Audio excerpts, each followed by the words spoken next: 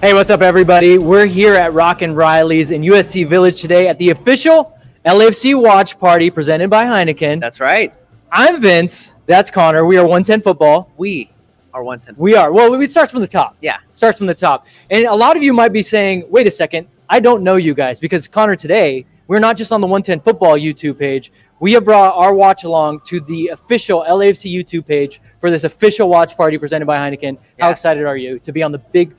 This is the big leagues. This is the big leagues. Well, first of all, I'm very excited.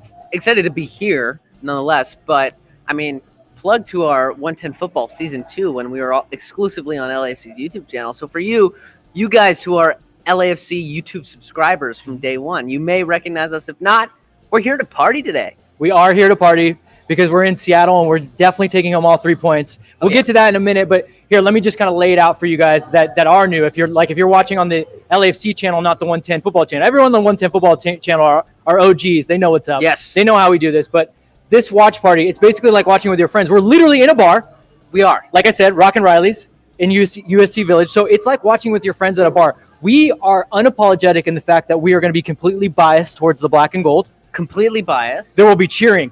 There will be yelling. There will be screaming. There might be crying. No crying today. No crying in the watch parties. Crying of joy? But what we won't be doing is commentating straight down the middle. No, we don't do commentating. Yes. This isn't commentating. This isn't deep cut analysis of the game. This is fun. This is with your friends. And, hey, we might get off topic sometimes, and that is fine.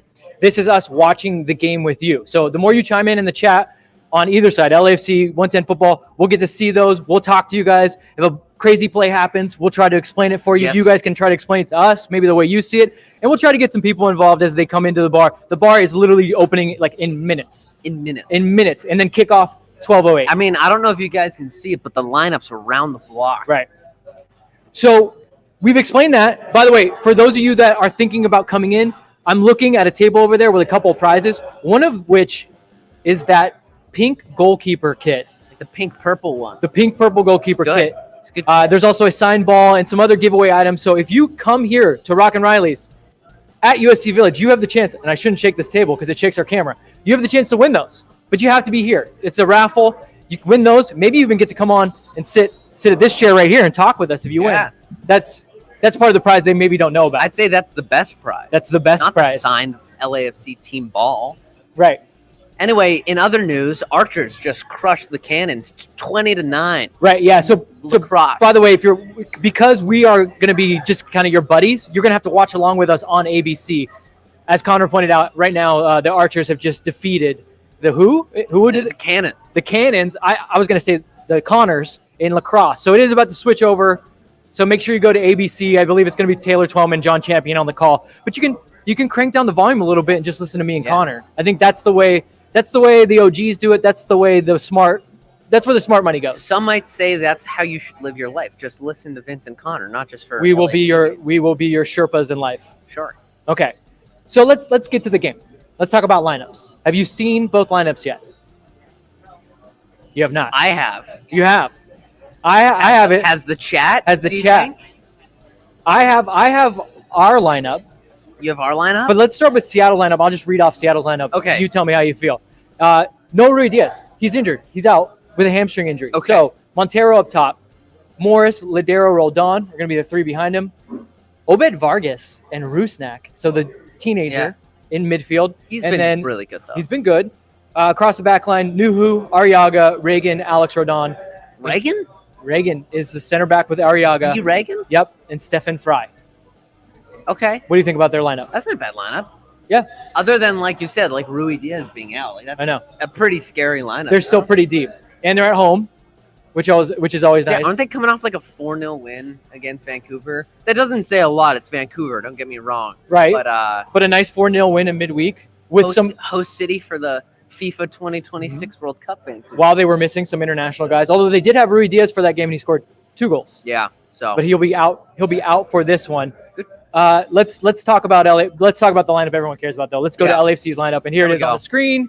Maxime. You want to read it off for us? Yeah, so we got Maxime in goal, got a Hollingsheed on the right, Palacios on the left, Murillo and Ibiaga are center back pairing for the day. Then a midfield of Sifu, Sanchez, and Blessing Noah Costa. And then up top, the Moose, Chicho, and Mahala. What jumps off the page for you? What jumps off the page is I read that front three line, and they all have nicknames. That's what jumps. That's why you're here. Well, I'm just saying the Moose, Chicho, Mahala. Yes. It's great. What do you think people go directly to, though? I would say obviously Brian Rodriguez not even in the 18 right. to begin with, and then Carlos Vela not starting. Looking at the player availability list before the lineup came out, I was optimistic. I was like, oh my God, most of our players back. And then just to see a lineup like this, it was kind of not off-putting, but it kind of caught me off guard a little bit. I think it's interesting coming out of an international break where you weren't playing games. They're playing on turf. Seattle is turf. So maybe you don't want Carlos to start after being out for a little bit on turf. You'll notice no Eddie Segura. So they're definitely not taking any chances. I mean, his ACL injury happened on turf. So it makes sense to not bring him back to the group on turf. But I feel like every time Carlos has played in Seattle, he's been a different kind of monster. I don't know. Maybe I'm crazy. And Ben Cox is pointing out something that I was going to bring up. The word is that Brian Rodriguez is not in the lineup because he was trying to get his green card. I can actually confirm that. He was attempting to get it. He's getting his green card, which means you have to leave the country. You have to go to your country of origin to do that. So when he leaves, you miss some training time. You try to get some workouts in. So I think what we're seeing here is just them being cautious with the player that's come back. I would say Kellen Acosta is also in that group of guys that, he could play, but he just came back from El Salvador. Well, as you saw, Romero is on health and safety protocol list, right? Probably due to the international duty that he was on with. Well, when international breaks happen, you get guys back, and as much as you want to use them right away, you got to see how much did they train, how much did they play, how fit are they, did they pick up any knocks? So I would say I wouldn't read too much into it other than the international break in terms of that. I have news. You have news? Well, it's not really news, but I have a friend. Okay. Scarf. We have Scarf here for us. Scarf, JR. Whoa. Scarf from the Defenders of the Bank podcast is live in Seattle. I see you out there. Scarf, give us a lowdown. What's going on? It's cloudy there. It's cold, let me tell you that. It is. How cold are we talking? Degrees. It's about 60, but the wind chill, we're up in the bird's nest right now, which is right behind where Maxime Crepeau was warming up.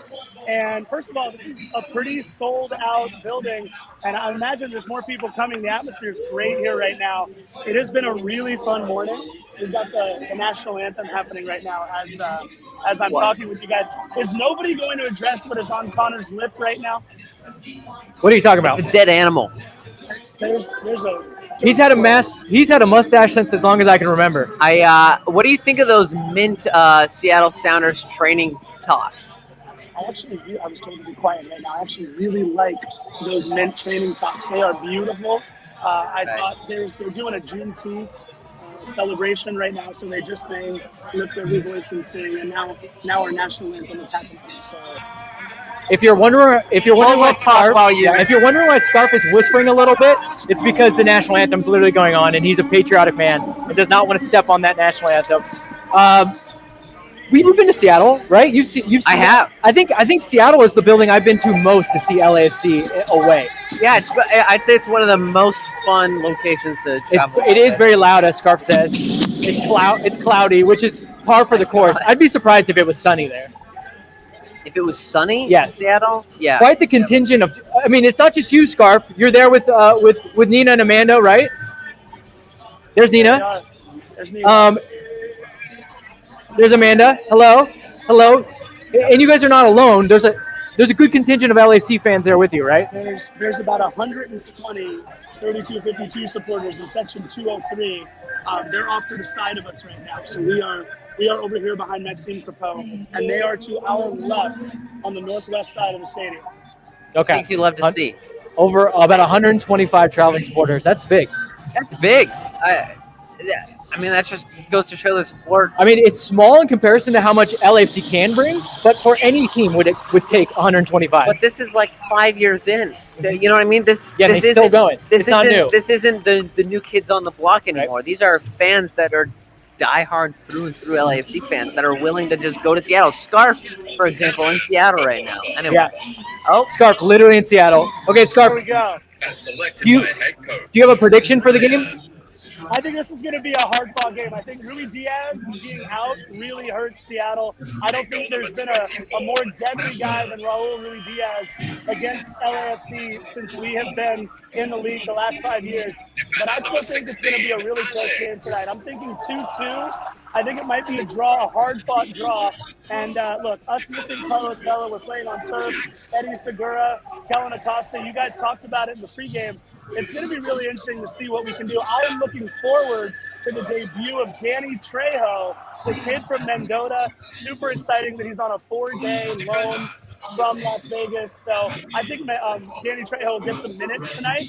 Really interesting starting up top with our 3 guys. So really looking forward to this game. I think it's going to be 2-2. 2-2. So a scoring draw, a lot of goals. We got LAFC fans showing up. There we go. There we go. Okay, Scarf, we're gonna let you go because the game's gonna kick off soon there. But we've got your prediction 2-2, and maybe we'll check in with you at the end of the game. Hopefully, you'll be warmer and in a great mood. Absolutely, Connor. Take care of that animal, buddy. Yeah, where's your scarf, man? Yeah, Should be, you're in a chilly place, and where's your scarf? Here you go. It's cold. Hold on, I got the new scarf. Hold on, I got a new one. 1 second. Here we go. Hold on. This is the Juneteenth scarf that they're doing. They Oh. released this one today. There's the Juneteenth scarf. Great color. There you go. So that's special for today's match. So I have a new scarf. Right. Thank you to Connor for pointing out that Scarf didn't have a scarf. Scarf. There they are. There's the fans. It's starting to fill in. All right, we're gonna let you go. We'll talk to you after the game. All right, there goes the scarf. There's a scarf. We have some fans with us here. With scarves of their He own. pointed out Danny Trejo, which we didn't talk about. Danny Trejo is on the bench. Short-term loan. Signed to a short-term loan. Would you be excited to see Danny Trejo get in this game? He's definitely this season best player for the Light so far. He won Player of the Month, won Player of the Week. Something like 7 goals, 4 assists. He's been great this season.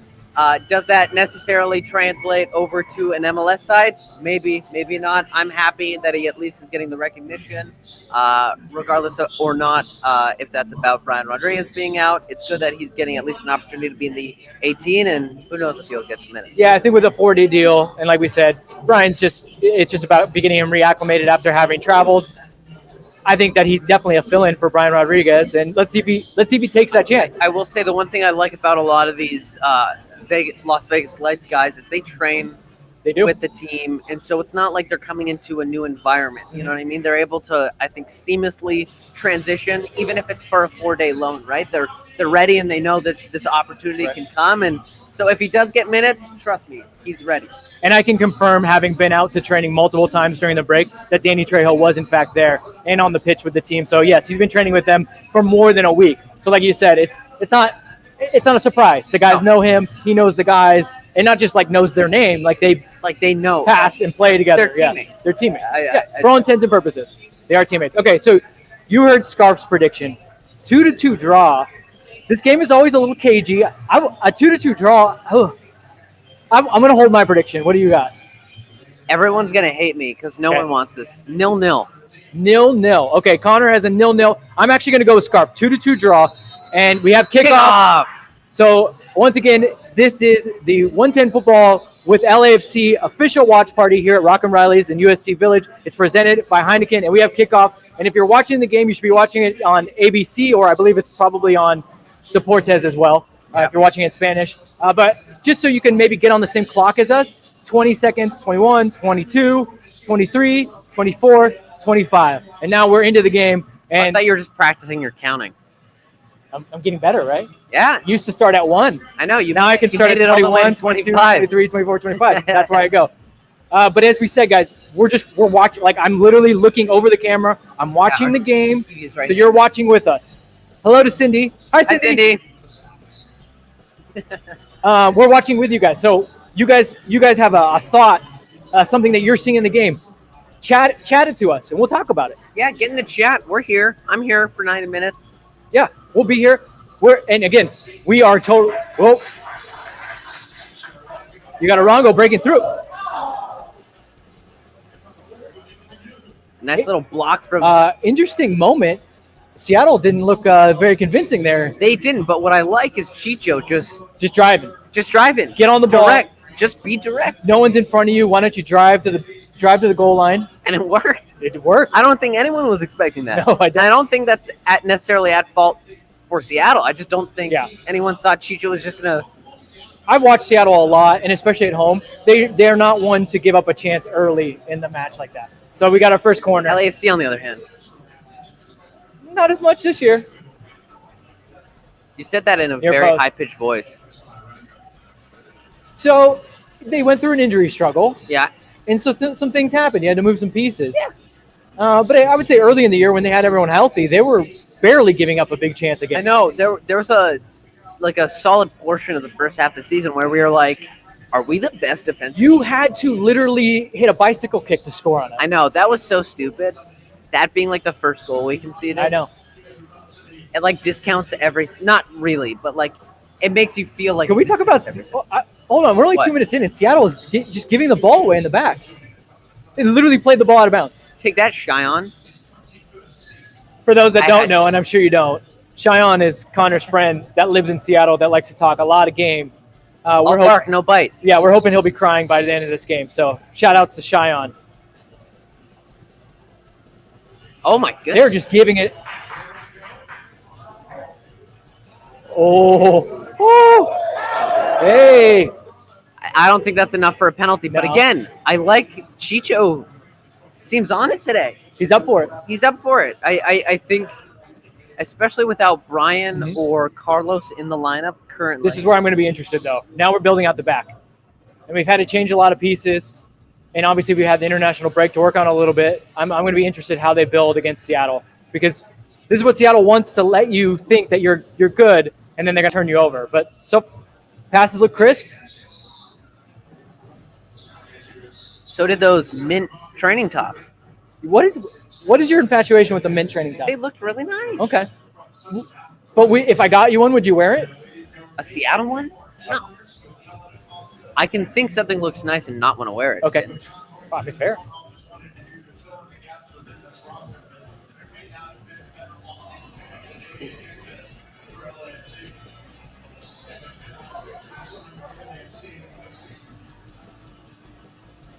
Big Jordan Morris guy. Mm-hmm. This start, I'm loving everything about this start. I would like to see them get a shot though. A handball. Hit it. No. This is fun. I like that. You're like surprised. Thank you. It's crisp. And there's head coach Steve Trundolo on the puppet screen. master. Cheyenne about to get his cry on. Thickety Wickets. An OG on the 110 football watch along. Thank you, Thickety. That was strong. One of your better ones, I would say. That is very strong. Hey, what do you think? I'm watching a team that looks slick. That would be my word to start. like first I'd 5 minutes. say I look at a team that's pretty confident right now. Yeah, they're high up the pitch. What I was saying before about Chicho, without Brian or Carlos in the lineup currently, I feel as if he is willing to take a risk, risks that he wouldn't normally take when he has his counterparts with him, right? Right. He's going to play make a little bit, maybe look to dribble And a I little think more. it's been good so far. Yeah. I think those risks have, paid off a little bit. What a ball. Hey. What I a love when the ball. goalkeeper just raises his hand like that's going to go out. You know what I love? When a goalkeeper dives, even though he knows the ball is... For the cameras? Yeah, just for the cameras.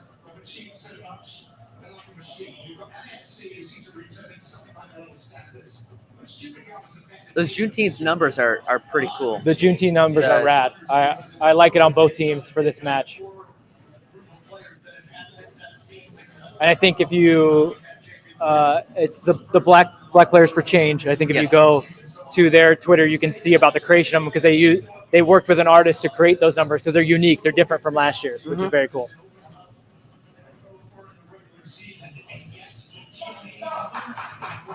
Chicho's he's got the game in him today.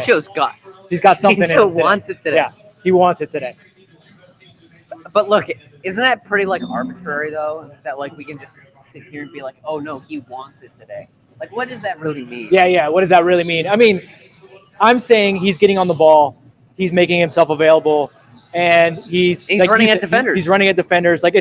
It's one thing when a guy gets on the ball and he just passes Maybe it back. he's just more aggressive. Yeah, it's an aggression thing. It's an availability thing. Because I personally don't like when people say, "Oh, like he doesn't try." Oh, you know it's my pet peeve.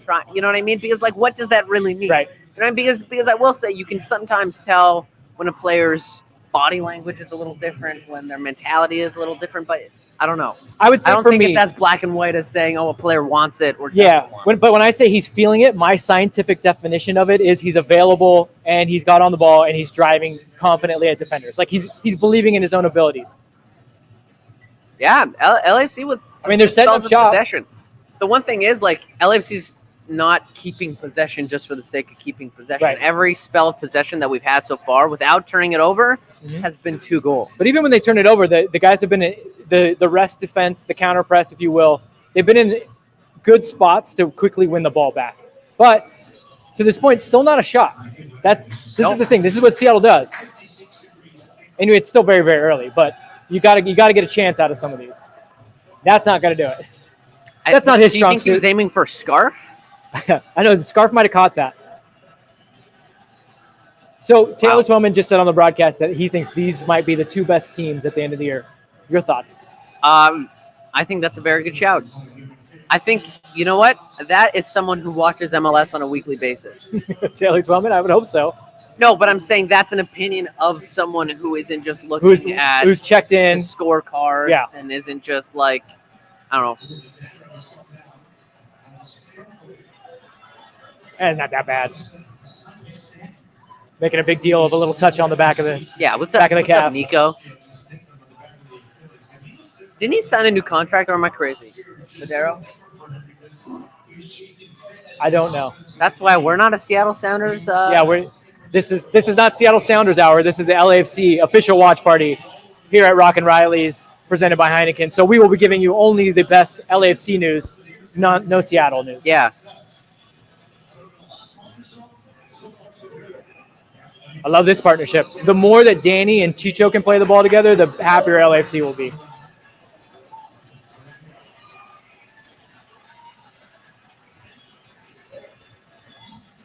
Chicho v. Reagan. I mean, Let's Reagan's. talk about that haircut, Chicho. I mean, I don't like. Look, I love Peaky Chicho. Blinders has debuted for another season. It's their final season. Okay. I think in light of Peaky Blinders, it's a very Peaky Blinders-esque haircut. For all of you watching Peaky Blinders on Netflix. I just have to be honest. I love Chicho. Yeah. That is an atrocious haircut. Okay, it's coming from a man with that mustache. See, but I'm self-aware. I don't want to fool you guys in thinking that I think it looks good. I don't. Do you not know me by now? I don't do things to make myself look good. I do things because they're funny. Oh, Got a couple options there too. Couple good players crosses. They're finding good spots. Let's put it that way. They're finding good spots, but they're still not finding quite. Still not quite a shot off though. Yeah, and that's where you don't want to lose the ball. That's when you win it But back. luckily, the reactions are quick to get it back. Base.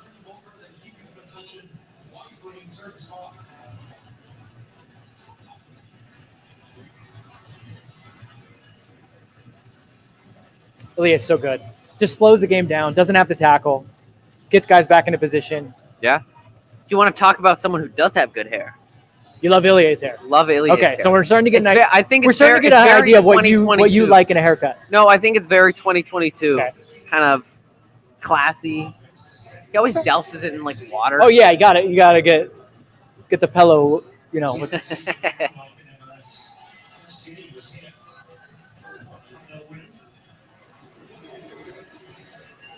all right, 10 minutes in. Not bad. But as these games go, you could play not bad for 80 minutes. Seattle, you have to punish on the score sheet. Yep.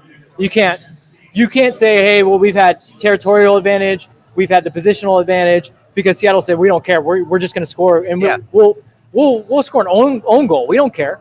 Yeah. Will they? No. We've got a dangerous set pieces too. Okay. What's Gorilla FC? That's a pretty big banner. One of their supporter group. Is it? Yeah.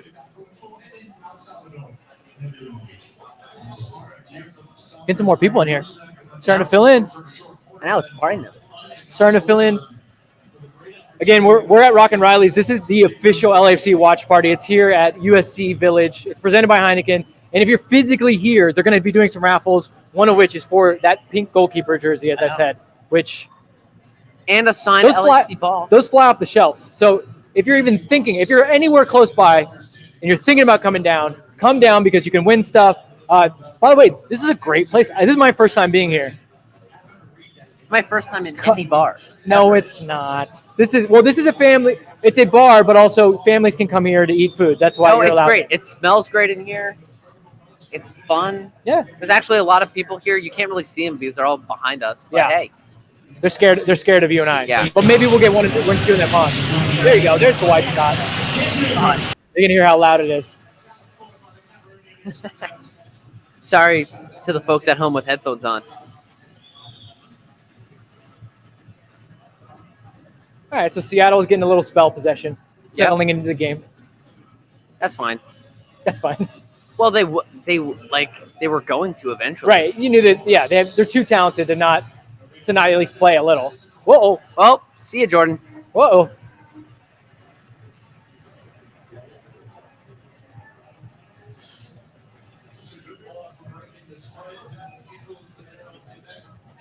Let's see. Oh. Murray with Jordan Morris step for step. Jordan Morris, one of the fastest players in the league. Murray's just step for step. Yeah. It's a really good clearance from Hollingshead to kind of hit that before the bounce. What do you think of those Seattle kits this year? Go full checkers, right? Yeah. Like what? I don't even know what that is. It's like what is it? Gradient? Like just go full checkers. Full checkers. I would have given them much more credit for full checkers. Maybe they'll learn their lesson next year. Where are you guys at in the chat? Shout out in the chat if you're either watching us from the 110 stream or from the LAFC stream. As I mentioned, this is our first time being on the official LAFC YouTube channel for one of these. Yeah.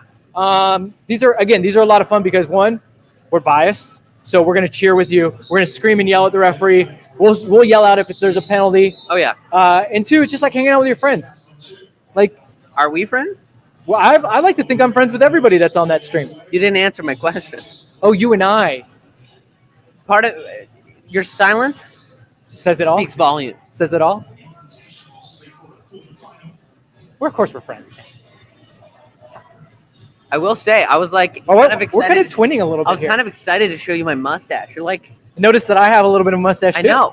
I don't know. I feel like you're kind of like a father figure to me. Uh-oh. Okay, here's a moment. Ooh.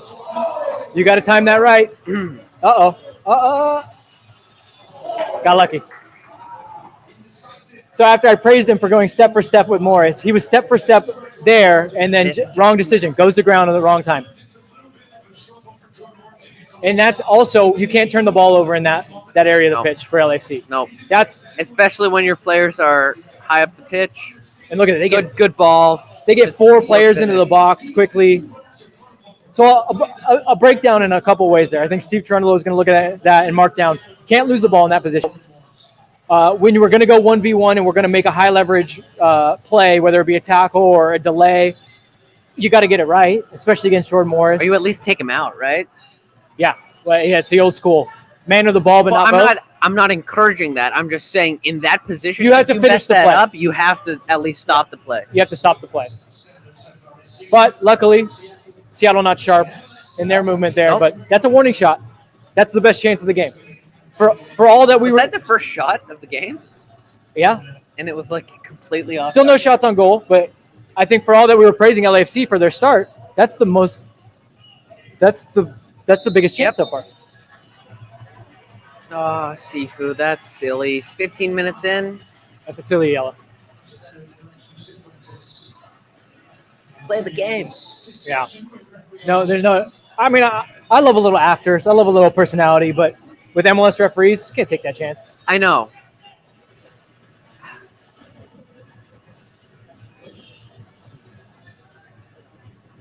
We have some giveaway stuff too. Ah, okay. What?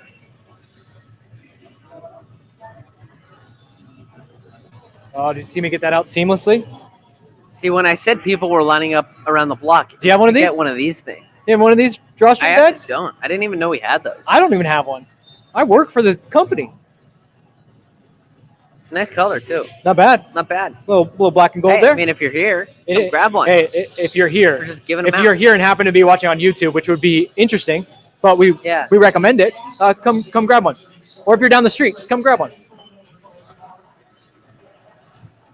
You know who I consider an icon at LAFC? Who? Jordan Harvey. Same. Do you have some news? I have some news. We have Jordan Harvey here with us. Jordan Harvey joining our official LAFC watch party here at Rock and Reillys, presented by Heineken. I just thought of that, and then he just showed up. And he just appeared, Mr. LAFC, as I like to call him. Jordan, what's up, man? I read your mind. I hopped on just in time. You guys come away with the best sets. I don't know who your producer is, but, man, you guys owe all the credit to him. Well, it's Jason that set this up, and we're happy that he's able to get you in here. So we're about 18 minutes in. Connor and I were saying we liked LAFC's start, but still the biggest chance falls to Seattle. What are your thoughts? Yeah, I agree with you.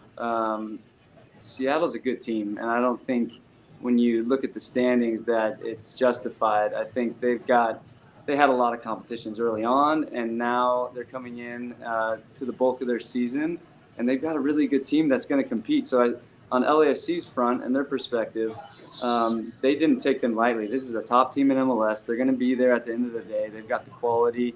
Missing Ruidíaz today. Obviously, we don't have Carlos Vela out there, but it's a really evenly matched game. I really like how LAFC started.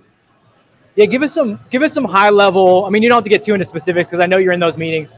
But like, what are some of the things that Steve's saying going into this game? Just like some reminders, top of mind reminders that he's giving the team. You know, not knowing who the lineup is, you obviously were worried about Ruidíaz, but he's not getting the start today. But you're worried about when you have the ball, counter press, not allowing them to break. They're a team that is very structured, very solid defensively. When they get chances, they usually finish them. So it was really rare that they missed that one right there. And just a lot of solid players that you have to worry about. The counter press, I think, is massive just because from LAFC's stance, we want to keep possession. We want to be methodical with the ball, try to break them down. They're a tough team to break down. But when you lose the ball is when you really have to worry. And you have guys like Morris, Roldan, Montero, if he gets in the box, has a chance. Ladero just buzzing around. So you have to worry about their guys even when you have the ball. So it's about organizing your defense. Murillo, Seba, Palacios, and both Hollingshead. I'm watching the game with you guys as well. I know, yeah. Right on cue. You're talking about guys that are all trying to organize the defense right now. And also, very importantly, is Ilya Sanchez. And he's going to be the catalyst for that, always being in the right spot at the right time, putting out fires like he's done the entire season. So this game in particular was really about the counter press. And also, when they start to break and they go forward, when we win the ball, massive opportunity for us to go at pace, and that was the bulk of the training was also counter press. And then when you have the opportunities to go at pace and create opportunities, not just on a whim, but actually with really good thought process going forward. So currently, LAFC has no designated players on the field, and especially early on in the game, Chicho seemed pretty on it. Do you think, like, indirectly sometime or unintentionally, LAFC sometimes has a different mentality when there's no Carlos, no Brian on the field, or, you know? I don't necessarily think so. I think different players bring different attributes, and I think that's what you're seeing right now. You see Mahala going in behind. He's going to bring that. He's going to bring the speed and the depth that you need to stretch a back line. Masovsky hasn't started many games, but he's played really well. So he's somebody different. That's a powerful runner that tries to come inside from that left flank. And then Chicho, he did get off to a good start. But when you don't have a Carlos Vela on there, you know, for me, when I love playing with Carlos, I always knew that when he's on the field, he usually brings a goal or an assist. So yeah. I always knew you had kind of that in the bank. You know, to say that maybe you start better, it's a different mindset for sure. Without Carlos, there's a different mindset, but you don't start better. Carlos needs to be on the field all the time. Yeah. Right. What was your history like in playing in Seattle? I'm sure you played there many a times. Obviously, had some good experiences with LAFC up there, some bad experiences with LAFC up there. But tell us a little bit about Seattle, because people are always asking, like, how. I know the turf is a big factor, but how do they do it? It's a fortress there. They're a professional team. When you talk about a team that can grind out 1-0 wins, when they get the lead, they don't let up. My history goes way back to Vancouver, the Cascadia Cup rivalry, and us coming down, them coming up. It was usually who scored first that would win the game.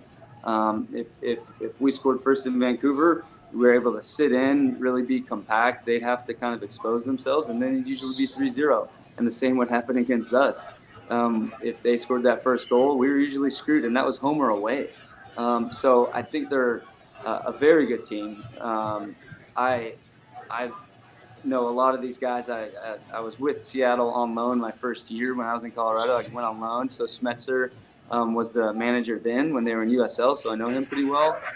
It's a good group. It's a really solid group made up of good MLS experienced players that, I'd like to think carry a lot of weight in this league. Fair. Is that all you got? Fair? Fair. No, look, I mean, I have like nothing to pick up, because he's like, he hits every single point, and you just go, that's great. How do I add to that? I know. I could listen to Jordan talk all day. Are you guys having a pint over there? What's going on? Are you guys in a bar? Definitely. We are in a bar. You are out of town, so if you could have been here, I'm sure you would have. And I'm sure everyone would have been stoked to see Jordan Harvey here. So we'll have to get you next time. Next time we do one of these watch parties. I would absolutely love to, as long as it's at a bar. No, we can't just be in some cubicle somewhere. We have to have a scene, guys, and bring some people around, have a little environment. See, what you don't understand is this is actually a green screen. That would be funny if it was green screen. No, actually here. No, good news for you, Jordan. When the team is away, there is always an official LAFC watch party at an official LAFC bar presented by Heineken. So you will get your wish, my friend. It is at a bar all the time. So as long as you're not on the call and don't have, business where you're traveling with the team, we'll get you in one. That sounds great. You guys are doing a great job with 110 Football. I'm always happy, and it's a pleasure to be part of it. And any future things, I'm all in. Yeah, what'd you think about it? You got to hear a little bit of our analysis before you hopped on. What'd you think? We're doing okay? I didn't get a chance to see it. Okay. You guys just let me straight through. It's just the timing was great. What do you guys think of the first half? It was kind of what I said right when I brought you on. I mean, it was a good start, but still trying to find, that big opportunity for LAFC. And then you lose the ball in that central area, and Seattle shows you exactly what they can do. And they so far have had the two biggest chances. So LAFC has to be, I guarantee that they understand that. But if you get to half at 0-0, I'm sure Steve is the first thing he's going to say is, can't lose the ball in those areas. Be aware of, like you said, our counter press is our biggest weapon, but it can go either way, right? If you commit too much. Their biggest weapon is kind of Roldan and Morris kind of taking up a little bit of an inside look, and then that ball as you drag the fullback out into the space. And they always get on the end of it. Morris is usually on his right foot, so he doesn't really hit that cross with his left. Sometimes he can definitely do it. I've seen him get many assists, but Roldan just whips that ball across. So it's really inside out, dragging the back line across and then exposing the spacing behind. You saw Murillo, when it happened once with Morris, really slide out hard. Murray's really in good form right now. He's moving so well. And Seba, he has to be aware of, obviously, Roldan. But then as you start to slide and shift and you have the center backs coming out, that's where a guy like Montero, and when really is in, just find little pockets in the box that they can get the cutback, run towards the box to get the ball just slipping through. So they've got a really good team, a really good system. It hasn't changed in a very long time, and it's brought them a lot of success. Well, adding Rusnak is, from a distance, I've seen him with Salt Lake, and you're like, can he fit as an 8? Is he just a 10? Is he just a wide player? Mm-hmm. He's come in and done really well for them. And I think it's a credit to him, but it's also a credit to the players around him, the Roldans, the Laderos. I don't know the whole inside of their locker room. They're obviously missing Joao Paulo big time, but it's these guys kind of holding that standard, and I'm sure Rusnak had to raise his level defensively, and he's done it. Yeah, that's a good point. The way Roldan can almost play multiple positions in the same game as he sees his teammates go into other areas. I mean, you brought up the locker room because that's kind of a part of it, right? Like there's some guys that like that's just naturally built into them that they're like, I'll pick you up as a teammate, and some guys, not like it's a bad thing, but that's just not what they do. And you would imagine, though, that this group in Seattle, they've been together for a very long time. So that's something that's rare in MLS. Even LAFC making a lot of changes over the last couple of years. You want to keep a good core that sets the tone whenever new guys come in. Then they follow suit, and then maybe one of the guys leaves, and then another guy comes in. You need a good group to maintain some consistency. And like I said, Seattle's done it really well.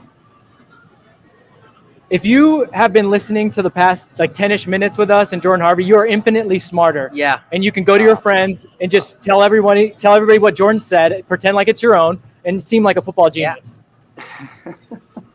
You guys Jordan, having fun today? What's that? Did you guys having fun the rest of the day? Yeah. I hope so. Yeah, we better. Yeah. Anybody else coming on? What do I have? We had Scarf, JR from Defenders of the Bank. I think Philly is physically here. Yeah. We'll probably have Jessica come on at some point. We tried to track down Max Bretos, but he is currently floating around somewhere in Europe. You know how that goes. Oh, he's big time. He's too big time, guys. Come on. Big time. Big time. You can't get Max Bretos. Maybe No. get Rogo. Rogo might be on the golf course, though. Rogo, yeah, you know what? That's somebody we should ask for next From time. the golf Maybe you course. can help us with that. You can help us get Rogo next time. Easy. Here's 1-0. Oh, here it is. Woo! Woo! Stephen Fry. Again, another guy that's just been around. That's the purpose that you talked about, right? Having the purpose when you win the ball. Yeah, Oh. shot on goal. But running in behind and the ball into the space. And then here's Morris on the other end. And this is Little stretch. Yeah, a little stretch. But this is that inside-out running, both Roldan and Morris. Kind of on the same path like we talked about. Wow.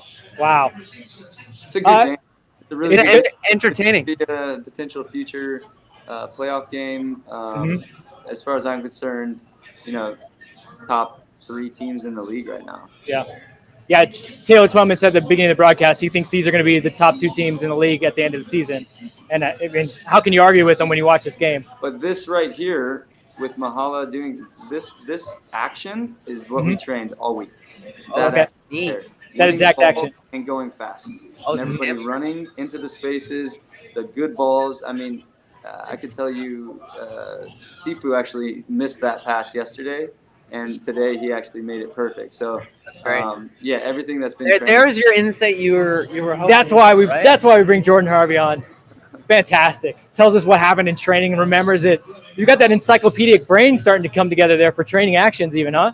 My wife wouldn't say that. No, I forget. I forget too many things. So. Well, speaking of, you have been so gracious to join us, and I know you are with your family. Yes. So we're going to let you go. But that was Jordan Harvey joining us on the official LAFC watch party here at Rock and Reillys, presented by Heineken. Jordan, do you give predictions? Do you want to give a prediction before you hop off? How you think this ends? Whoever scores first wins the game. Got it. All right. There it is. So wise. There he is, the man. And so rightfully so. I'm going to say LAC will score first. That's just a prop bet right there. Whoever scores first wins the game. My prediction is probably let's go 2-1 LAFC. 2-1 LAFC. Okay. There you go. You heard it from the man. As I said, you get infinitely smarter when you listen And to my him. prediction is LAFC. So don't. Wait, you don't have to give that part away. Yeah. All right, guys. you're great. You guys You're have great, a Jordan. good- Thank you so much for joining us. Thank you, Jordan. Say hi to the family. Have a good one. There he goes, Jordan Harvey, Great guy. joining us on the watch along. I'm honored just to be able to even talk to him. Yeah, I mean, well, so there's a lot of players that you get, and look, every player that I think plays as long, and it continues in the game like Jordan Harvey loves the game, but not every one of them can speak to you about the game and break it down for a level that me and you can understand, right? That's what I was going to say, in a way in which you can understand, right? It's not it's a high level of soccer talk, but he dumbs it down for the gen pop. I will say we're not sure if this is going to happen, guys, but we are efforting Max Bretos. He's on a train in Hamburg. I'm not lying to you. Like, literally, he's on a train in Hamburg, Germany. We're trying to get him. No promises. You know how these international calls work. Max has to put enough time on his calling, his payphone, whatever he's using. I don't know. The His burner phone, his data international satellite phone. You think he has a burner phone? What is he doing in Copenhagen? He's there with the family, Okay. taking some time. Just wanted to get out. Max Bretos is of the mindset that you should get out and travel and see the world, and I agree with him. That's fair. Yeah.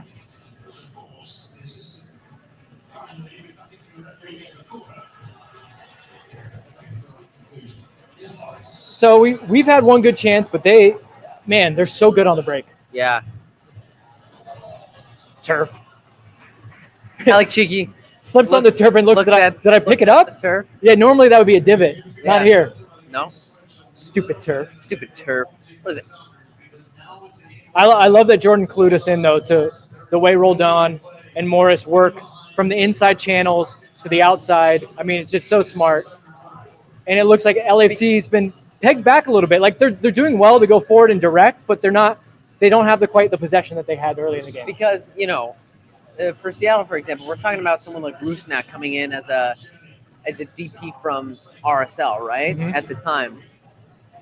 You also have a fundamental core squad who's gone progressively better over the years, who, like he said, he's coming into a team where the level's already so high. He's not the best player on the team anymore, where he was in Salt Lake. So that goes, I hate to give props to Seattle, but that's me giving props to Seattle, saying like players like Roldan and Morris, these aren't DP signings. These aren't new signings. But sometimes they play like one. Of course. And you need that to be a MLS Cup contender year in, year out, right? Yeah. No, you do. I think they've kind of cracked the formula. It's why Chicho Arango has been so important to LAFC, because he's a non-DP but plays at that level. Jordan brought up Ilya Sanchez, who at times has played at that level. I mean, he's been their most consistent performer for LAFC. You would say at the time Edward Atuesta. Edward Atuesta was a player that played above his level. So, yeah, you got to have those guys that chip in. And then just like Jordan said, they have a core. And they're professional. They know where kind of everyone fits in. So they can absorb losing a guy like Joao Paulo and still win the CCL and still be good. Careful. That's a nasty That's kind of nasty. Oh. That's studs up. It's kind of accidental, but that's nasty. VAR. Yeah, you guys. I'd like to see. I'd like to see a better look. I need a replay. Yeah, I'd like to see a better look at that.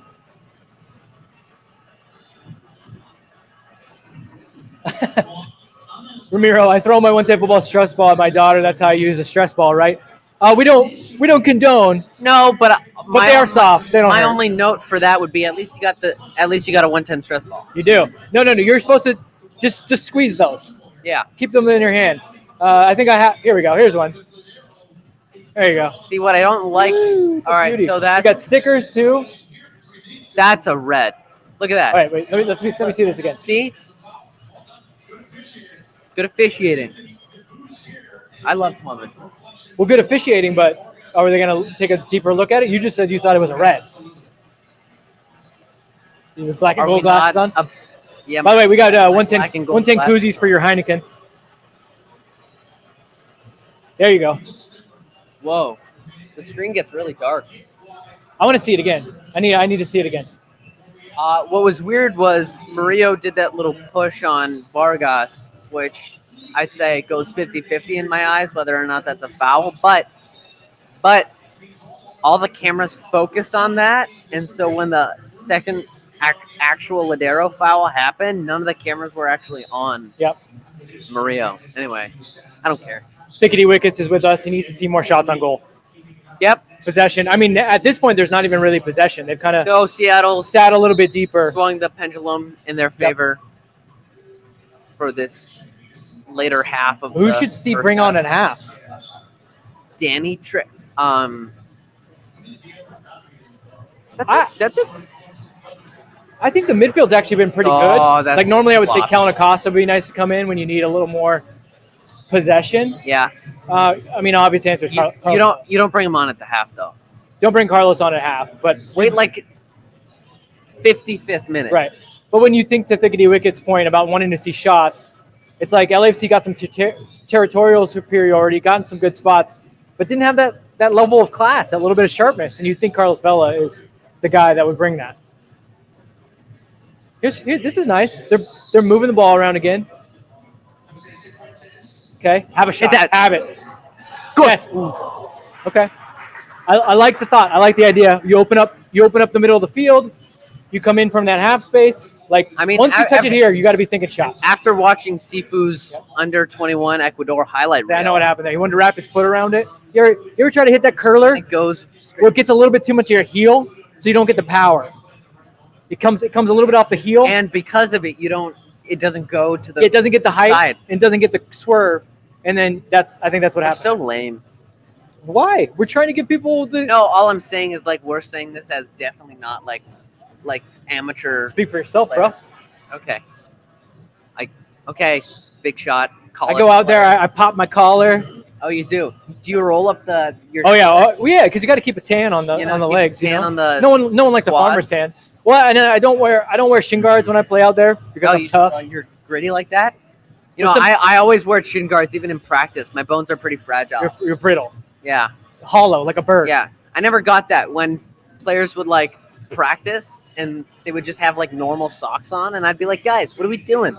I'm not trying to break my ankle. Yeah, but they're your teammates. They're not trying. They shouldn't be trying to hurt you. I'm all offside there.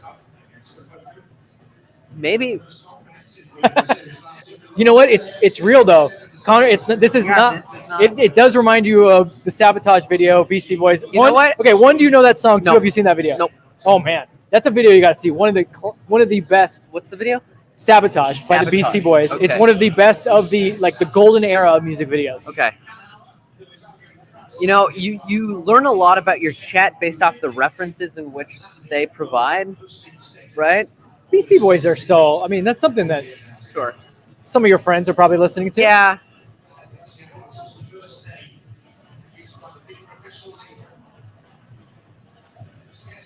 I feel like you got to just get it. I mean, you would love a goal, but get into halftime 0-0. Regroup. 0-0. Yep. And then you do have players like Acosta. You have players on the bench. Well, and just the start that they had to start the first half. Like if they can get back into the half, regroup, and get a start again like they did after a couple tips here and there, maybe a change. I feel good about that. Yeah. You know one thing that bums me out. Before the lineup came out, there was the player availability report.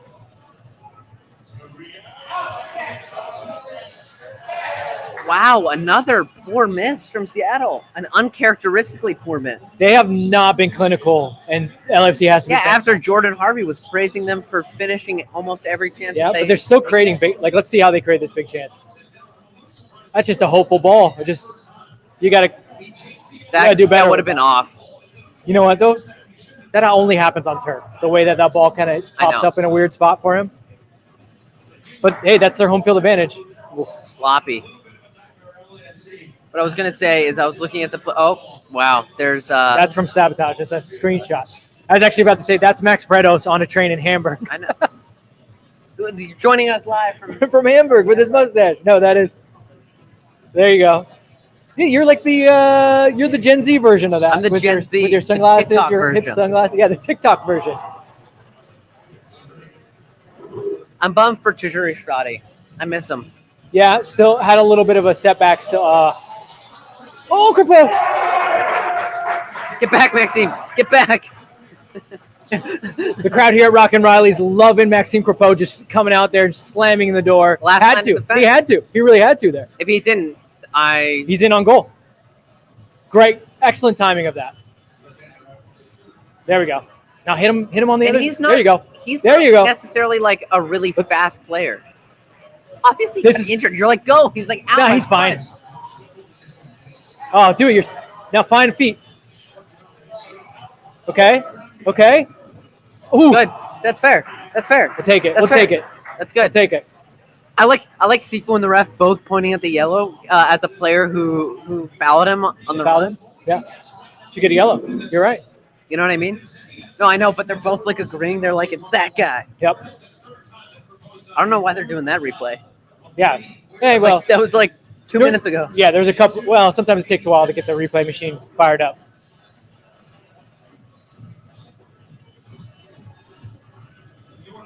You think there's a good chance, or not a good chance? What do you think the chance is? Like, give me a percentage. Maxime Kripo plays a game in Qatar for Canada. I know Milan has been their number one, and then Dane St. Clair's they're kind of seeing what he's got. The one start that Maxime, or one of the starts that he got later in World Cup qualifying, was one of the only losses, I believe. That was the only loss, I believe, against Costa Rica. You think that gets held against him? No, he was injured or something. Okay. I don't know. Definitely not held against him. I just think Borjan, you don't switch things up at the World Cup. If you're Canada, right? Cheeky. That is Fair for Cheeky. Yeah, that is a moment in time in a picture that he doesn't often have in a game. Also, he's had like three. That run must have been 60 yards. Look at this. He's like, I'll just go. Smart play. I mean, I love taking this. Oh, that's got to be the back of the net. Right to him. You're not going to get probably another chance like that. No, like we're getting shots off now. Oh, Sifu literally telling players what to do. Sifu's been very good in this game. The way he's bossing midfield, progressing the ball forward, been very good. The way he's been losing players, right? Losing dribbling ability. Wow, that's another turf one. Ball gets caught up, gets sticky. Latif is playing? Latif has been playing, bro. We went over the starting lineup. We did. I Where just haven't seen too much of him. Well, he's been doing a lot of counter pressing. Yeah. He's been getting in passing lanes and trying to get on the ball when we lose the ball. Is that a new haircut? New haircut. We're streamlined. It's not bad. I like this little push at the end of the half. I know. You just hope we could just put one in the back of the net. We've had enough. That Musovski chance, I want to see that again. There's nothing I right love down the more, middle on his right foot. There's nothing I love more when the match goes to replay and then another play happens really quick and then they like scramble to show it. It's like the Columbus goal that Sifu scored. Yeah, it's why you have to be very deliberate with your replays. Nah. Oh. Yeah, no, I'd say that's a foul. Basically a corner. He's right down near that field mic, so you heard the scream. Love those. Would you live in Seattle? No. Okay, I'll say this. I like that it's green. Like a lot of my friends lately have moved out to the desert. Don't get that. Why would you want to live in the desert? Yeah, no like trees. I need trees. I like trees. Yeah. And they seem to have a lot of trees there. But too much rain. Who's screaming? No. Also windy. I hate the wind. Oh yeah. Well, the foul happened. The foul happened about 5 yards, right near that. Like it's basically a corner kick. My favorite thing is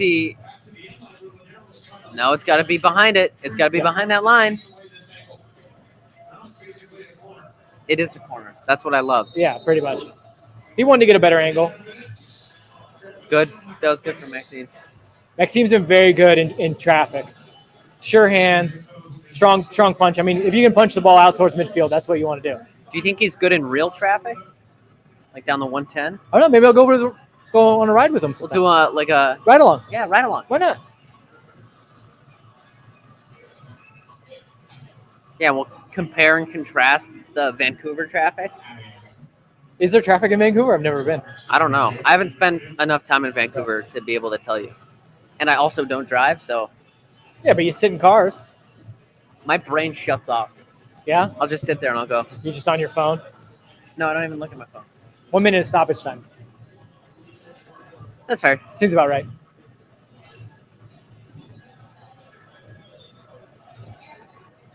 It's a weird plug. The sponsor for our stoppage time. Did you read that? You gotta get him in when you can get him in. Uh-oh. Yeah, he's got him. Loses the challenge, but takes a really good angle on the tackle. I mean, that's Seb.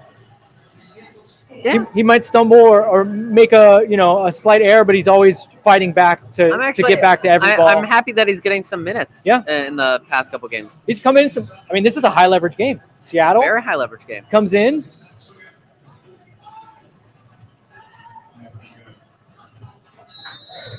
There you go. Okay, that's a half. Half halftime. So it's halftime here at Rock and Reillys at USC Village at our official LAFC watch party presented by Heineken. It's 0-0. One quick thought before we send them off to a few tapes. Very, very, very entertaining match. And from a biased and unbiased point of view, for some games that LAFC has played before the international break, you know, it didn't leave the best taste in your mouth, the quality of football, but this is a game that leaves a very good taste in your mouth, regardless of results. Yeah, if you're MLS and you're seeing a game that is on national TV, this is the type of game you want. Yep. So we'll leave it at that. We'll come back to you guys right before the second half, but right now we've got In Touch with Steve Cherundolo, episode 15. We're talking about way too early World Cup predictions. Whoa. And watch it to find out. Steve thought I got him in trouble in this, so check that out.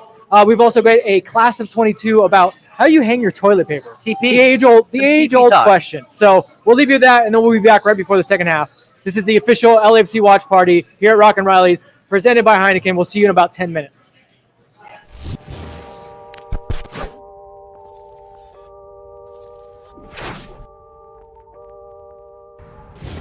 What is up, everybody? This is another episode of In Touch with Steve Cherundolo. I'm Vince. That's Steve, as usual. It's been pretty quiet around here, huh? Not much going on? Nothing, no news at all. No news, nothing to talk about. Of course, you've probably heard by now the signing of Giorgio Chiellini from Juventus, which, little personal info, my favorite team, aside from LAFC. Tell me something about Giorgio that maybe we don't know, or just something you've learned about him as a person. Family guy. These are also comments without having met him in person yet. For sure, just a normal, down-to-earth guy who's very competitive, who wants to win, who has natural-born leadership skills. Peep my game, I ain't talking Twitch. Man, I'm trying to get rich. I'm trying to make my wrist match the plaques. I started from the bottom, I ain't going back. So you share some distinctions with Giorgio. You played at a club for a very long time. You were eventually captain of that club, considered a senior member. You know, you were the guy that I'm sure probably took some young defenders under your wing. Yeah. So I'm curious, from your mindset and from you having your time at Hanover, what can Giorgio really bring to like a younger player? What kind of things do you think he'll bring out here to the practice field? And I think off the pitch too. It's not so much of what he brings, because he's going to bring what he's been doing for the past 17 years every day. He will continue to do that. It's what our younger players, the ones who are not quite finished with the development, what they make out of it. So how much are they willing to learn? How much are they willing to take on? Are they willing to communicate their deficiencies and ask, how would he solve this and this and this? How good are their skills to just kind of watch him and learn from that and apply that into their own performances? So it's a good question, but it's more of a question for the others and not for Giorgio. All the way down the pitch, restart, goal, LAFC! Cifuentes has put it in! Told all the dogs, we gon' make it out. I would never fall, you can't take me out. Break it now. So let's move on. Let's do our fun part. Yesterday, so let's timestamp this a little bit. This is Tuesday. As of right now, Costa Rica is playing New Zealand and they were winning. So they are possibly going to be the 32nd team in the World Cup, the final team. You yesterday were working though on the Australia-Peru game. Yes. So that's why I've kind of thought maybe we could do a way too early World Cup predictions. So this will be cool because it's something you can watch now, but then 6 months from now, we can watch it again and see how well Steve did. Okay, but for the time being, let's go Ticos, all right? Keep it up. You like the CONCACAF flavor? I am definitely a fan when CONCACAF teams make it to the World Cup and then do well at the World Cups. Okay. Well, I've got an array of questions for Steve about teams and also players of the World Cup, because there's some interesting players at the World Cup, some awards that get handed out after the tournament, so we'll see if you can predict what's going to happen there. And I'm going to start you off right away with, who do you believe will be the best young player award in the tournament? We're all hoping for the same thing, that our boys make a really good run, and I believe they can. And we have a plethora of young players, so I'm going to say Musa. Musa. Why Musa?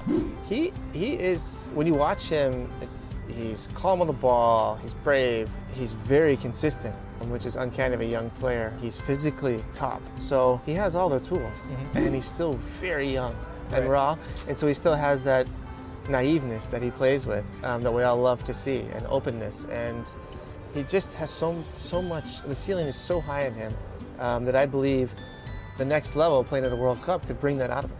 You're a student of the game, obviously, and having played at the international level. I'm just going to throw this out there, and you can tell me if I'm wrong or not. A guy like Musa is so important to the national team because he is a player that has some of those characteristics. Like you said, he stitches teams together, he can drive you forward. It just seems like in the international game, you need guys like that if you want to go far. Having a young player or a guy like Musa is important because the middle of the park is, I think, the secret to success. Who is taking home the Golden Gloves, best goalkeeper of the tournament? Yeah, so I'm going to go a little international on that one. I don't think I'm going to stay home for that pick. I normally would say Manuel Neuer, but Germany's had a bit of a lull lately. You know what? For my time in Germany, and that man has been involved in a lot of bad afternoons and evenings for me personally, so I'm hoping he's going to have a good tournament. I'll give it to Manuel. Yeah, I don't think you can count him out. He'll still surprise you, right? Yeah. What about Golden Boot? Who do you think is the top scorer in the tournament? You know, I think we may be moving on from the usual suspects. I'm going to go with Mbappe. We're going to get to teams, so I'm thinking maybe France is going to be doing well if Mbappe is the Golden Boot winner. What about Golden Ball? So basically just the best player? Yeah, I think it's going to be Lionel Messi. I really do. Yeah? I'd love to see that. Yeah. It's nice to see him smile. Just seems like that type of dude that enjoys his football. When he enjoys his football, we all share in it. Well, we all grew up with Disney movies, so we all want a happy ending, and this would be truly a happy ending to his career, right? Yep, this is The Lion King. Yes. Okay. I guess, yeah. This has two sides to it. Biggest surprise. So this is either the team. Let's start with the team that crashes out that should have gone farther. Who do you think is going to be a surprise in that regard? Belgium. Why? Recent performance and the problems they're having currently, it looks like the group, from the top to bottom, is a little stale. They've been together too long. They were supposed to be this golden generation, and they've had some decent results, but they haven't quite lived up to their potential, and they may be past it. And then now the flip side of that, the team that is going to surprise you in a good way. The team that if I'm going to Vegas, maybe I'll put a little money down to get them into the semifinals or something like that. The easy answer is because I'm hoping for it. I'd say the U.S., and I'm really pushing for them. But maybe it's a different answer. It's not a huge surprise, but due to recent results, I think it would be. So I'm going to say Holland. Holland, okay. Yeah. Or the Netherlands, whoever you want. And being in Germany, you're adjacent to it. Although there's quite a rivalry between Germany and Holland. So so all of my German friends out there, sorry, they got a good team. So does Holland go farther than Germany in this tournament? No. Is that your political answer? Yes. Okay. Fair. Well, here's one that you can't shy away from. My wife's gonna kill me if I say that. Right. Yeah. Where does the U.S. finish? How far do they go? Quarterfinals. Quarterfinals. I think we're making it back to quarterfinals. Okay. And sorry, Greg, if too much pressure, but too much, yeah. As if he's watching this. Actually, Greg Berhalter, if you're watching this, hi. USA. So you say quarterfinals. Who goes the farthest in CONCACAF? Are they the team that goes the furthest? Are they farther than Mexico? Where does Mexico and Canada then rank out? Apologies to Max and to Daniil right now. I don't think Canada makes out of the group. But hey, that's happened to me too. So Mexico is struggling scoring goals. And I don't see them getting further than the United States. So yes, the strongest CONCACAF team at the moment and at the World Cup, my predictions will be the United States. Let's go to what everybody probably wants to know is who's in the final? I think it's Argentina against Holland. Ooh, that is a fun final. Yeah. Okay. That would be a great final. All right, now predict it out for me. Who wins? Give me a score line. And I guess Lionel Messi's winning the golden ball, so. Yeah, he is. So Argentina does win. I think the fitting score is 1-0. It's a final, and it's a Messi solo. But I think the exciting game is the semifinal, how Argentina beats Brazil in the semifinals. Oh, you got to plot out. So who's Holland beating in their semifinal? Deutschland. See, super emotional. You just keep going back and forth. You're walking that line. It's not hey, this is your show. Well, there you have it. Yeah. Steve Cherundolo has called for the Lionel Messi swan song, and what a happy ending it would be. Argentina is going to win the World Cup. We'll have to check back in about 6 months to see how you did. You could have just ended my career as a TV analyst expert with these predictions. Nah, so this was all not as a coach of LAFC.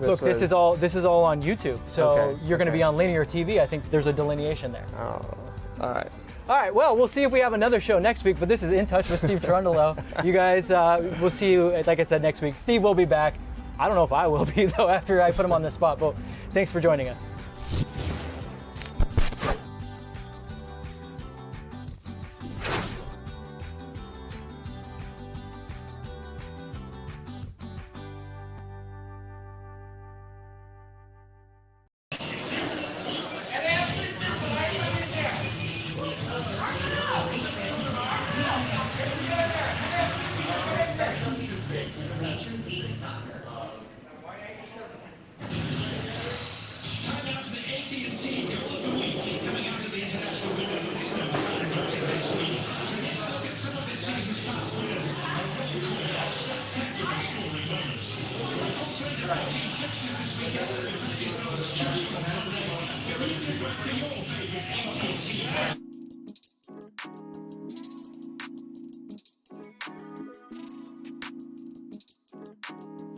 Hacia arriba. Hacia arriba, sí, hacia arriba. Something it goes over, so like when you pull it, it goes down, and yeah. On the outside. On the outside? Yeah. That's the only right answer, right? Yeah. From outside. Okay, the only right answer. Yeah. Thank you. That's all the questions we have. You gotta be creative. Which way does it come up? Yeah. The outside. Okay. Yeah. Yeah. Why would you? No, I do outside too. Outside, yeah. That's the okay. only right answer. Yeah, that's the only. Poncho was the only one who said. He said inside. Okay. Under. Under. Wait. No, over. You sure? No, under. Yeah, don't make me doubt. Under. Okay. Hey, whatever you like. Man. Yeah, under. De abajo. Sí, el papel. Papel del baño. ¿El que está aquí? Sí, así. No, está aquí. Lo pujo. Sí. ¿Así? Ajá. No. El mío tiene como un ganchito así y está aquí. Ajá. Entonces eso lo pujo. Okay. Es normal.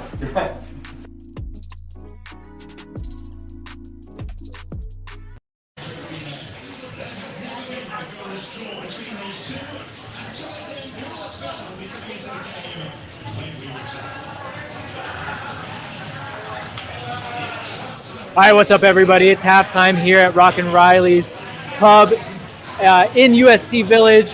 This is the official LAFC watch party presented by Heineken. 0-0. 0-0. Max Bretos would have hated that I just said 0-0 because he doesn't like the English.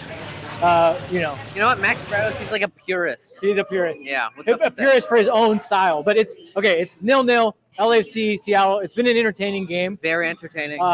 Chances on both sides, but something's got to change at halftime, right? I just want to give a shout out to our supporters here at the watch party. It's filled out. Yep.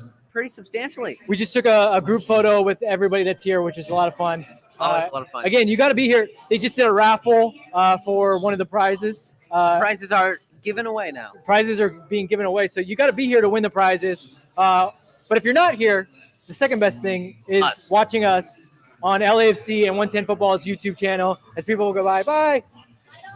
Bye.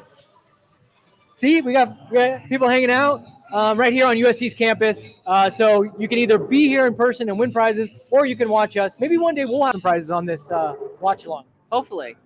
Would be a good prize. I mean, we've got a bunch of stuff to just give away. A Rosa signed headshot. Again, you could come get this for your drink, for your beverage of choice. What is it? For like an apple juice? Yeah, for an apple juice, orange juice, you know.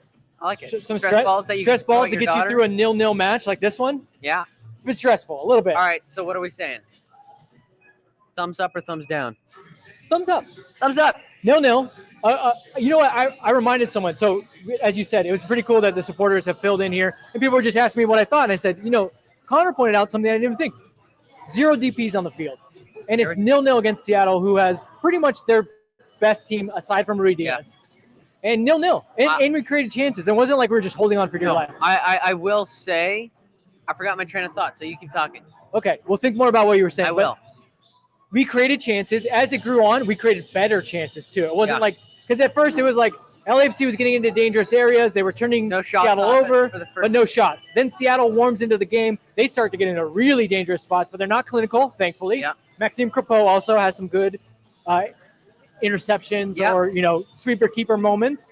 What I was going to say is that, coming out of international duty on a break, LAFC, I'd say traditionally doesn't start off strong after – a long time away from playing 90 minutes. This was a completely different case today. Yeah. We seem like we've been playing a couple games. Right. We seem that we're in full match fitness. It's weird. I don't know. You know why that is? Why? It's because we send so many players away on international duty. Yeah, that's true. You think about it. Some of these teams get to sit through this and they get to work on, their passing progressions or building out the back, and they've got maybe one guy gone. LAFC, 5 players gone. Yeah. Seattle also had quite a few players gone as well, but they had a game in midweek, so they're a little bit more up to speed. Yep. So 0-0, been good thus far. What do you think about this? You already said you enjoyed the supporters being here. I think this is a lot of fun. Everyone here in all their black and gold. Yeah, this is better. Now you can see more people. Yeah. Here's a wide shot. They're all just hanging out waiting for that. What's been fun is when something happens, someone yells out like yes or no. Yeah, you can hear it from the crowd. This is why we do this. It's so much more fun to watch a game with your friends in person, virtually. You guys at home, we just enjoy this. Right. Yes, we don't hold back. It's not like we're in the press box. So when we're in the press box, we have to be good. Yeah. We have to be nice. We can't cheer. No. Professional. We cheer. We yell at the ref. We call out penalty. That's why it's fun. Yeah. Steve now is on the screen getting interviewed. Did you hear him? Was it Australia, Peru? He came in with some analysis before the penalties for Australia, Peru on He did. Fox. He was actually on the entire broadcast. He was. Yes. I just had it muted the whole time. That's why. Oh, okay. I just turned it up when the penalty started. Ooh, look who's warming up. Carlos Wow, Vela, 100th regular season start. regular season appearance. Appearance. So Carlos Vela is coming into the game at halftime. That's 45 fair. minutes in. Anyone else? Anyone else? It looks like he's coming in for Mahala. So yeah, See, but one that's change. think if you're Seattle, LAFC maybe didn't play better than you, but they created a fair number of quality chances. Now you bring in Carlos Vela. Now, I don't know. How do you think that changes the way? Because you had a kind of a theory about Chicho Arango and the way he was playing. Do you think he changes the way he plays a little bit, or do you Maybe think not. stay? Maybe not. And when I mentioned that to Jordan Harvey as well, it wasn't necessarily like you don't play a different style and you're not intentionally playing different because the two DPs are missing. But I'm saying like unintentionally when your two best players aren't on the field, does that maybe does something to you that for someone like Chicho's sake, maybe gives you more responsibility, more pressure. Right. Yeah, it's like you don't think about it, but it's there. It's there. It's definitely there. Okay. Right? Well, so the second half is kicked off. It's 45-26, 27, 28, Fair play, 29, fair play 30. Sounders for having LAFC graphics on their Jumbotron. They had photos of Carlos and a Mahala doing a substitution. Okay. What's their budget for Jumbotron graphics? Oof. Took his eye off the Trick ball. play. There. Took his eye off the ball there. Sorry, I interrupted you from doing your counting practice. I was about to show you that I counted now 25 to 30. Wow. I'm proud of you, Vince. For those of you that are new here, this is the watch along. Okay, so you're watching on ABC with us. I was counting down so you could get synced up. But we are not doing commentary. We're not showing the game. We are instead reacting to the game. We're sitting there with you. So you guys are in the chat. Tell us what you think about the game. We'll talk about it. We'll talk about moments that happened, why you thought that play went wrong, what should have gone right there. That's what we're all about. And we're here live from Rockin' Reillys at USC Village as I hit the table again, and I shouldn't. And this is the official LFC watch party presented by Heineken. And you should have been here probably at least 30 minutes ago because you could have at least got in on the raffle, maybe won some prizes. Yeah, you could have. So next time, hey, every away game, LAFC is going to do these official watch parties. So keep an eye out on social so you can be a part of the next one. And you and I will probably hopefully be a part of the next one. Can I win one of the raffles? You cannot. Why? So you've already eliminated Connor. Connor cannot win. What? Because Who made that rule? You're kind of an employee. We got people. Sure. We should get some of the people from here to sit with us, do some commentary. Yeah, I think so. It'd be fun. There's a third mic back there. There is a third mic back there. Maybe we'll get some people that are here. Talk about their experience here. Yeah, I will say for you guys at home, you guys here, if you're watching, anytime we do 110 football, whether that's here during a watch party, whether that's at our pregame tailgate before the match at the bank, whether that's the post games at the bank, we actually want you guys to come. So we have microphones, but we're just an extension. We're just there to hold the microphone for you. Yeah, a lot of the times we'll ask for fan input, and a lot of the times, reasonably so. I think there's a little bit of a camera shy action going on. Feel free to just ramble on. We're here for good vibes. Yeah. Good times, good vibes. I will say, as of late, we've been bringing people on just out of the crowd. Excellent analysis. To the point where I'm like, oh, no. Oh, no. Maybe if Connor's scouting these people, maybe they're going to take my job.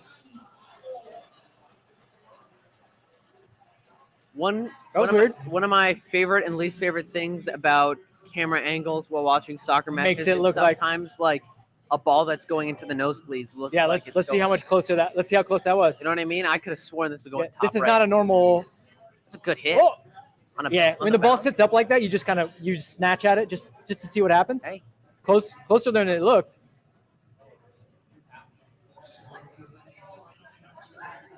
Earlier in the stream, I asked where you guys were. I wasn't necessarily talking about either which YouTube channel. I was just trying to kind of ask, are you guys at home? Where are you watching from? Are you guys eating something? Do you think people responded, I'm here? I'm here on the YouTube stream. I'm here. Well, no, you specified LAFC or 110 football. You mentioned it. So I was saying no. Like, I actually want to know, what's your setup looking like? If you guys are watching the game, do you have your phone set up in the game on TV? What's the deal, guys? What's your go-to snacks for games? We just ordered some food from here at Rock and Riley. What do you guys think? We're excited for that. I got the same thing as Vince because I'm a sheep. Did you? Yeah. No. Yeah. You ordered fish and chips also? Oh, I shouldn't do that. Don't hit the table, Whoa, friend. Earthquake. Don't do that either. Don't do that either.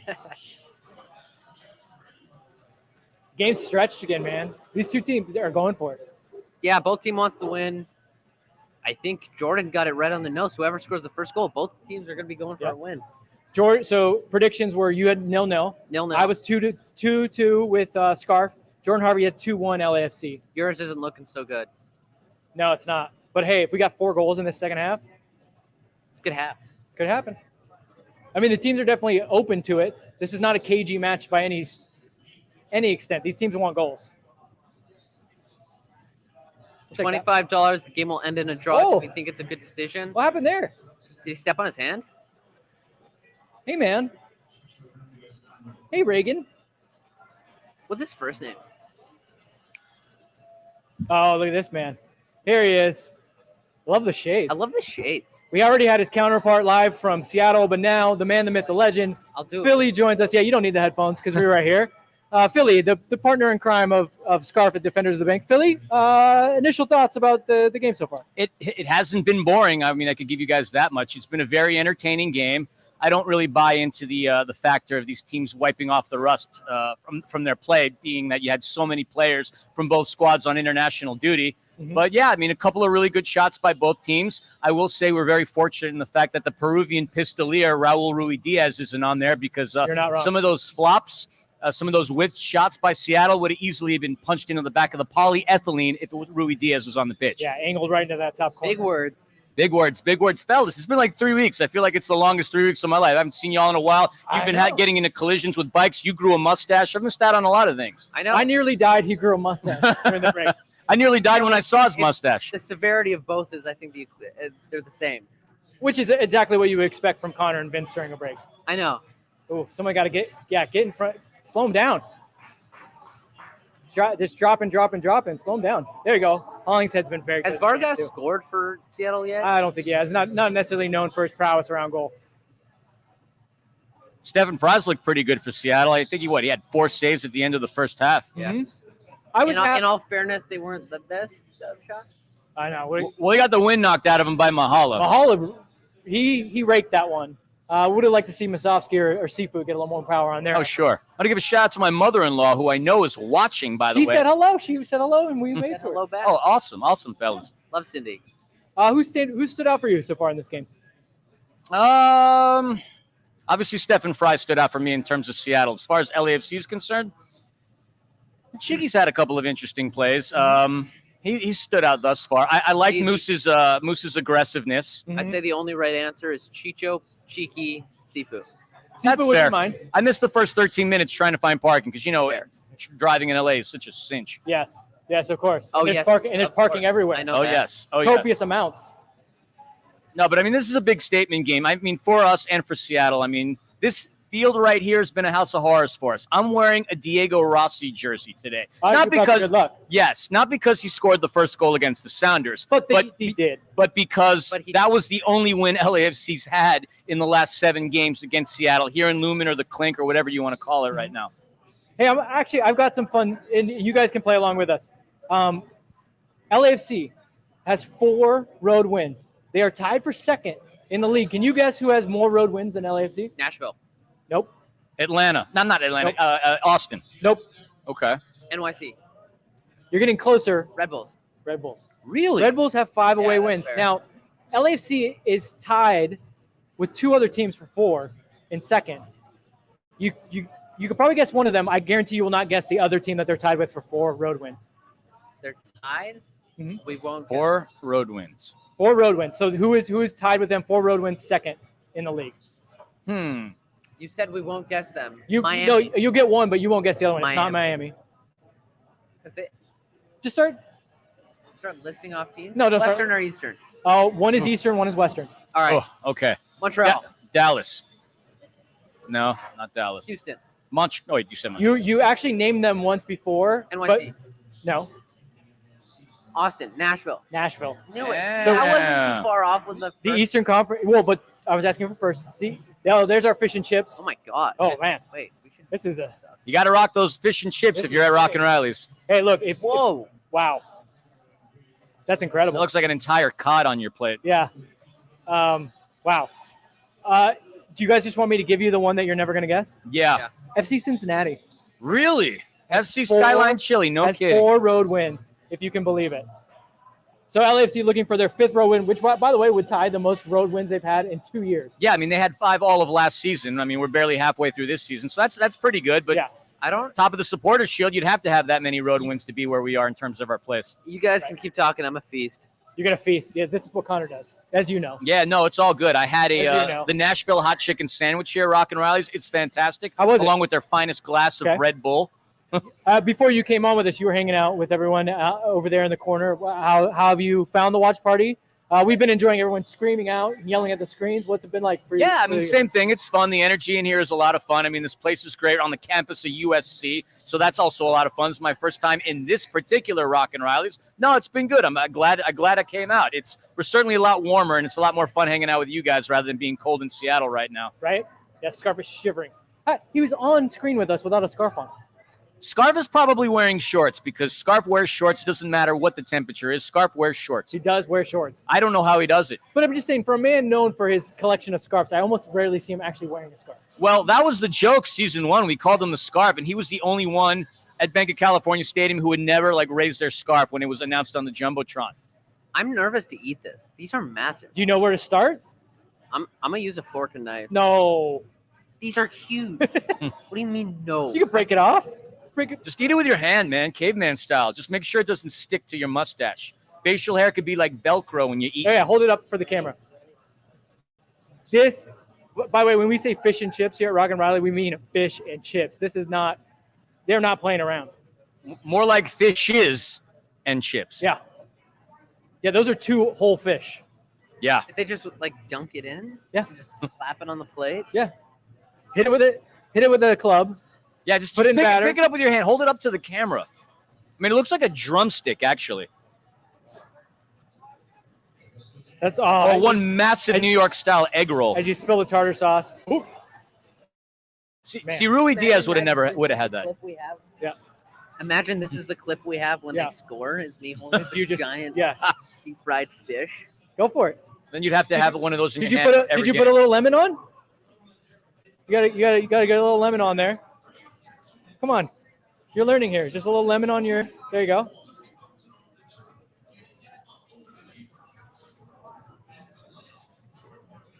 There you go. A little tartar sauce. Okay. So I don't know if you addressed this during the first half of the show. We were kind of talking about it at halftime, but for those tuning in just now, what's up with Brian? How come he's not even in the 18 today? Oh, hold on. Oh! And the minute I mentioned Brian's name, they score a goal. Albert Rusnak. Oh. Well, Connor's scarfing.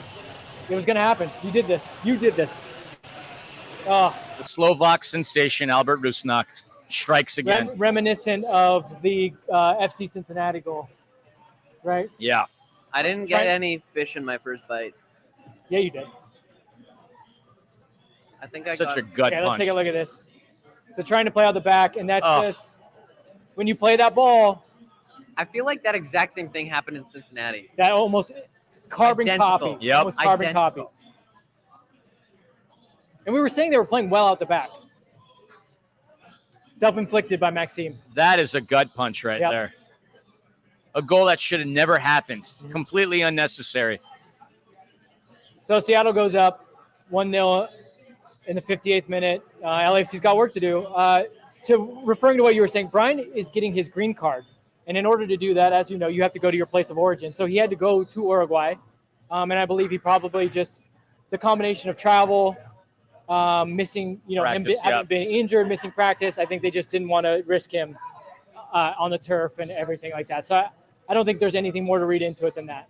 Yeah, that carpet, man. I mean, there was that one play towards the end of the first half where Cheeky slipped, and I forget who it was that had the clear look. I think it might have been rolled on. Got lucky on that play, but so crazy to me. Scarv and I have mentioned it numerous times on the Defenders of the Bank podcast. Between Portland and Seattle, two of the greenest places in the United States that catch so much rain, how they play on turf just blows my mind. Fake grass.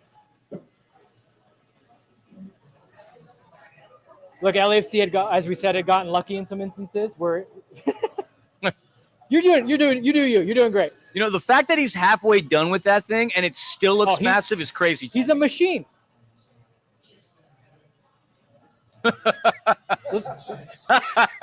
Let's take back. Come on, boys. Come on. Oh, here we go. Oh. Strong tackle by Reagan.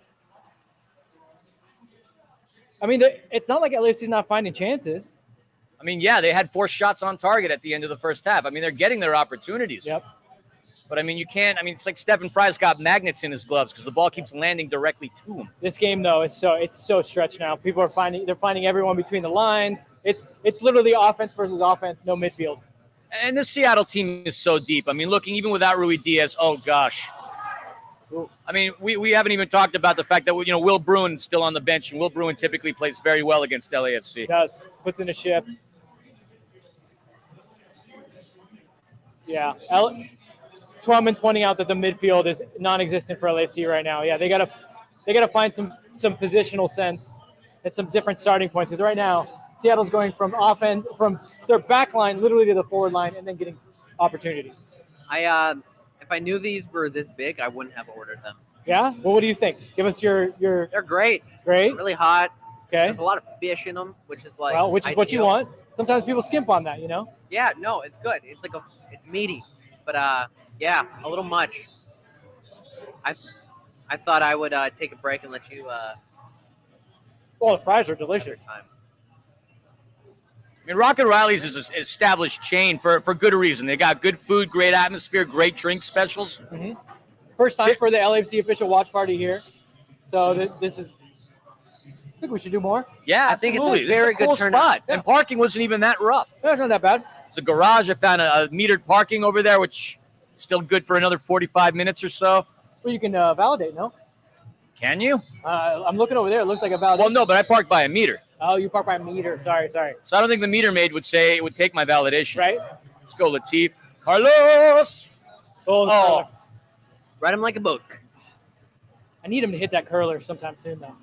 See, but that's the thing when you play in a league for 3 years, the teams know your secret weapon, right? Does it give either of you guys any anxiety that he's a couple of weeks away from his contract expiring, and even though all the pundits have said, yes, it's done, we haven't heard anything, does that make you at all nervous? I'm a little nervous. No, because in the interim, there was a very large, intricate signing that went on, Giorgio Chiellini, and I'm not saying that makes me feel better. Yeah, I'm not saying that makes me feel better, like as if he's taking his place. I'm just saying, you got to, when you're announcing these things, sometimes you got to do them one at a time. True, but I mean, I feel like they had an ample opportunity to do so before Chiellini rumors even started. Sometimes that thing just takes on a life of its own, and things happen when it happens. Well, where's your Juventus jersey? I'm a little shocked you don't have one, or your Chiellini jersey. So I wore selling them at LAFC. I wore right a Juventus jersey to LAFC training and got a lot of jokes like, "Oh, did you just buy that?" Blah blah blah. So I'm not gonna be wearing it anytime soon again. I will have to go get my number 14 Giorgio Chiellini kit from LAFC HQ, and you know that.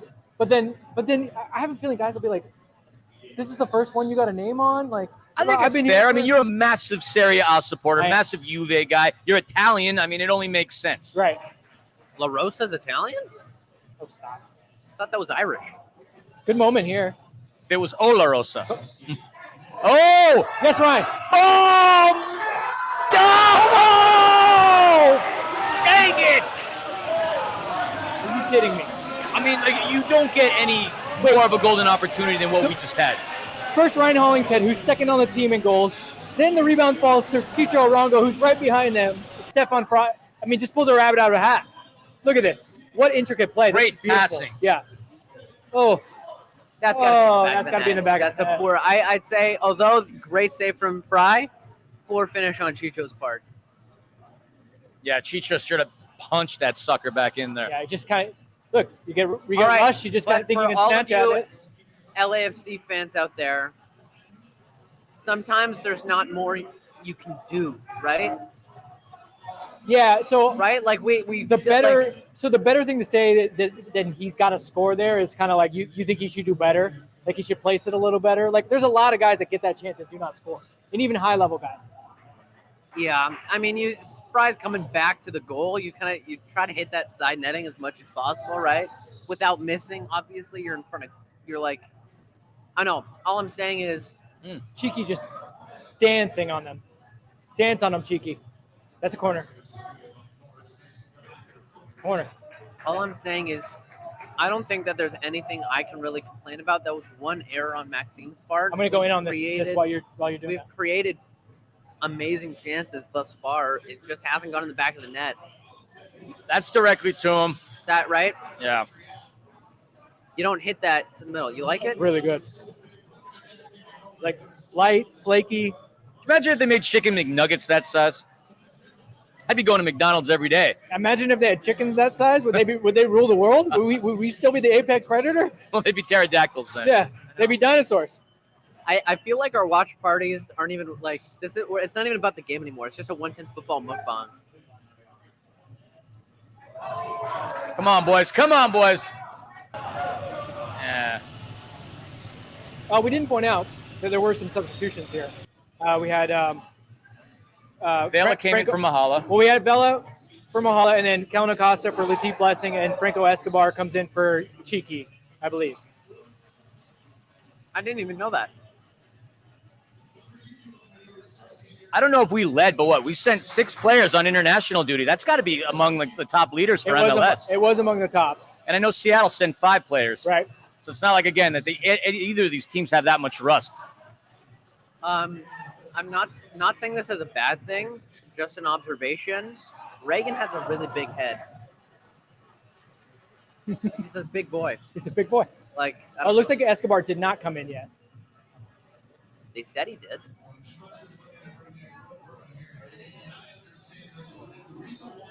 Gotta love the sportsmanship. We're gonna have Jessica Black join us in a little bit from her home, I believe. Do we have Jessica? Not yet. Okay, Jessica's gonna join us in a little bit. She's gonna tell us tactically what she's seeing as both teams now are shuffling the deck. One killer in for another. Will Bruins, no joke. Not a player to sleep on. Yep. So Jordan Harvey told us that he thinks whoever scores first wins the game. That's just the way Seattle plays. Fair. I think that's fair. Seattle obviously has got the first goal, but LAFC, that opportunity, it should be 1-1. If anything, it should be 1-0 to LAFC. Sloppy goal on their part. We have a great opportunity to finish it. I mean, were the odds in favor of a draw for this game anyway? Were they? What was it? I know LAFC was like 32% to possibly win. Yeah, it came in a big underdog. I mean, again, we've only won one game in this facility since the start of 2018. Right. That's crazy to me. And it was Diego Rossi who scored the first goal against the Sounders. They should bring back that chant in the 11th minute. I miss it. Yeah, I miss it too, and it's a really big and important part of our club's history. Okay, so Escobar is in the game. Sorry, he looked like Ryan Hollingshead for a second there. He is in the game for Ryan Hollingshead. We have someone. What's in those fish and chips now? Oh, we have Jessica. All right, Jessica Black, who is with us week in and week out on LAFC 360, as well as Angels Wear Boots. Jessica Black at Jacinho Tweets. How are you seeing this game, Jessica? What are your thoughts? I mean, it's one of those games where I just kind of feel like we're not horrible, but we're also not good. If that makes sense. Like, we've done some good things, but we haven't put the ball in the back of the net. I think, Crepeau will probably look back on that pass, into Ilie and think, well, shouldn't have did that. I think Seattle could have had a couple of goals in the first half, but they didn't finish. But equally, I thought we had some chances. It just doesn't look like LAFC is really clicking per se. And so, yeah, it's a weird one because I can't really point out anything that I think is like terrible. I just think we look a little slow, and maybe the turf has something to do with that as well. And Seattle are a good team, and we're having a difficult time making chances. And when we're making them, we're not putting the ball in the back of the net. So what I'm kind of hearing from you is it's less tactical or organizational, more individual players and plays that were just not quite as sharp as Seattle. Yeah, that's what it seems like. I mean, when we get into that second phase and we're going towards the goal, I just see some bad decisions being made, maybe staying on the ball too long. It doesn't look like we're quite clicking, but I still don't think that I see an LAFC team like playing super bad. It's like if Crepeau hadn't made that mistake, I think we'd look at 0-0 and say that's probably about right. Right. That was my prediction. What do you think about Connor's mustache? It's the hesitation. That says it all. It's I mean, as long as you like it, Connor. As long as you like it. I think it was one of like those. You don't like it for some reason, Jessica. Yeah. No, it's just every time I see you, like it gets more and more defined. Like you really wanted this mustache, right? Yeah. I just saw Jurassic Park this weekend, and it reminds me of this. They did it because they could, but they never thought if they should. Yeah. And I feel like that's Connor. He did it because he could, not that he should. I will say my last note, and this is the last thing I'll say about my mustache. I'm just glad that I proved to Jerry Reynoso that I can grow a better mustache than him. Fair. So, anyway. Fair enough. Yeah. There was a moment right there where the ball just like hung up in the turf. Like the turf definitely has been a feature of this match. It's always a feature at Lumen or at Providence Park. I mean, you can just see that like we're obviously not used to playing on the turf and they are. And so I do take that into consideration. I just think that like, if we could just put one ball in the back of the net, we'd probably be okay. Seattle, they're playing okay, but I just feel like, that one mistake was just a Crepeau mistake. And it's really unfortunate because that when he came out and slid in and got that one tackle in the first half, that was amazing. And I think he kind of canceled that out with that pass into Ilie. So, yeah. You and I talk about this often because we're nerds for this, like the way the teams build, some intricate passing movements. I feel like the build-up's been better than we've seen it in a while. Maybe that's down to having 2 weeks to work on it. Or what have been your thoughts on the way they're passing? We look composed.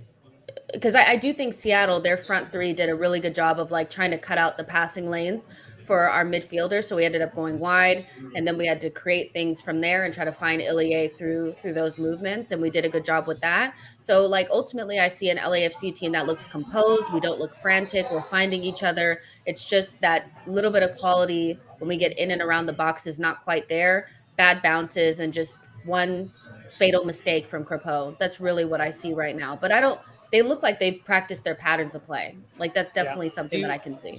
Do you think it's odd that almost like Vince said, a carbon copy of that mistake against Cincinnati happened again today? I don't know. I mean, I feel like sometimes things happen more than once and you want to make it into a pattern, but maybe it's just some bad luck. I'm not sure. Like maybe. I don't know. I don't have a strong feeling on that. Maybe is this something that Maxime is told to do, but then just... Oh, he's definitely told to build out the back. Got a Danny Trejo sighting. Oh, we got a Danny Trejo sighting. It looks like Danny Trejo's going to come in, probably for Masovsky, I would think. I would say, I'm kind of on Jessica's side. I would say, I wonder what he saw. Like, what was the picture that he saw in front of him? Because it was not the right time to pass that ball. And then, obviously, the execution. Like, Ilie had more separation from the defender than I think he did against Cincinnati, but he wrong-sided him on that. Yeah, and it's probably something that they've been practicing a lot, but there's a time and a place to do that. And Ilie was just not, it wasn't the right timing for it. So it's something that they probably practiced. He'll learn from that, hopefully. And so it's just not something that I feel super strongly about because, again, I think we've had enough opportunities and enough good moments in and around the box where I think we could create something. We just need that little bit of quality. Sharpness. Got to finish. I like Kellen Rowe, but come on, man. You're like 30-something. Don't bleach your hair. What is that? It works for him. It does not work for him. And that, no. Come on. Yeah. I will say one thing about like,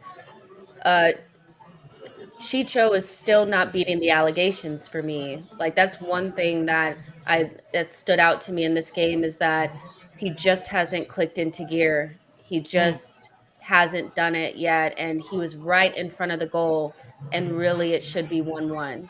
So again, I'm looking at somebody where I'm like, where's the guy from last season? He's still not quite there for me. And then there's obviously like the times where I think he could keep his feet instead of maybe going down and looking for the foul. You know, he's one player that has stood out to me a little bit more than the others. It's And not in interesting a good because way. he was delegating so often early in the game, and he was being a playmaker, which we were excited about because it showed confidence, it showed availability. He was willing to run at guys, and it was helping. But then, like you just said, in the one moment where, like, if you honestly tried to script the game, you would script it exactly how it fell for him, in where you would almost bet your house on him finishing. He doesn't get it. That I agree with you, Jessica. That's what he's here for. That's why we pay him. I mean, that's a horrible thing to say, but that is why he's here. It's true. Yeah, he's here to score the goals, and he hasn't done it. So, yeah, but, I mean, I can't say that I see anything super alarming at the moment. It just they need to go into the next gear. So I'm wanting to see if like there's some urgency now for the last 15 minutes to try to get that goal. Right. We don't see. I wouldn't say we're flat, but I do think there's a couple more gears that we can go up. I do want to point out, and we have Jessica Black with us, joining us on the official LAFC watch party here at Rock and Reillys, presented by Heineken. I want to point out, special moment, and I want you to talk about it because you're excited about it. Danny Trejo has made his debut for LAFC, his MLS debut, his LAFC debut. Talk to me about this kid. What excites you about Danny Trejo getting him some moments? Well, I mean, first I want to say, like, he's the perfect epitome of, you know, your dreams can come true if you work hard. Gets drafted by the team last season, spends most of his time, in fact, all of his time, with the Las Vegas Lights. This season, having a really good standout season down in the USL, leading at one point the USL with goals scored. And his hard work pays off because now the team that drafts him, he finally gets to sign with the big club. He finally gets to see that tweet that says Danny Trejo is black and gold. And that is a really cool thing. He could have been dejected because he was rejected, but he stuck to it. He worked his tail off, and he's getting rewarded for it. I'm so happy for this kid, local kid from Northern California. Again, just a testament. Dreams can come true if you stick to the grind, work your tail off. I'm so happy for this kid. And just imagine if he finds the back of the net. Oh, I mean, we'd all lose our minds at go this wild. point. Just go wild. Sort of go running around her office. Maybe not, you know, but it would be nice to see him get on the score sheet. Really, I'm just looking for some energy and some of that like young player kind of energy that sometimes they can bring. So yeah, not high expectations for him right off rip, but just want to see a little bit of a spark. That's all. But nothing like a little bit of pressure on the senior team guys to say, hey, if this kid's scoring, you better start. Yeah. The front players, I mean, I think we're desperately like in need of Brian Rodriguez and Tajuri Shroudy. I do think their presence would be nice to see soon. You know, Right. I think we need some other energy up there. But yeah, competition for places. Yeah, but I guess we have to wait for them to get fit. I thought maybe they'd be a little bit closer, but I'm not sure. Do you guys have any like estimated times on Izzy those? had a little bit of a setback, so he's a little bit farther along. And then Brian has been traveling to get his green card, so that's why he's not. I just want to say really quick, this is Ladero's, I'd say, second big challenge where he's gone studs up. And finally gets a yellow? The contact in which horrible he's made with the opponent hasn't been that dangerous, but I don't like seeing him dive in with his studs up like that. Yeah, that's not good. Carlos' face says it all. Yeah, it really does. I mean, that set piece kick that he took, not a good one. That's not Carlos Vela right there. Face of the game, right?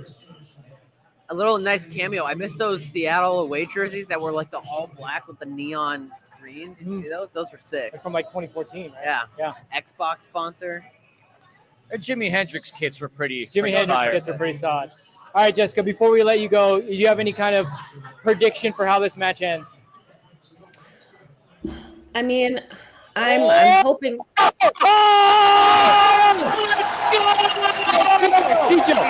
Yeah. There you go. That's what I'm talking about. Let's go. Come on. Yes. Give me some. Give it up, baby. Yeah. That's a great ending cut. That was a nice ending cut.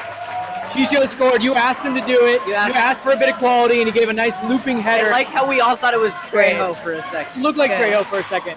But Trejo's the one that He had the Yeah. assist. He contributes in his first couple That's of minutes great. wearing black and gold jersey. Yeah, Oh. that's good. I'm happy. I was predicting a 1-1 finish.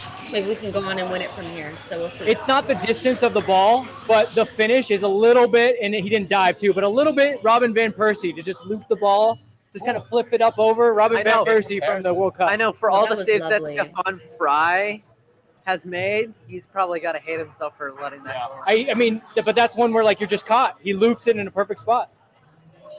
Wow. Yeah, I'm happy about that. Thank All right, God. guys.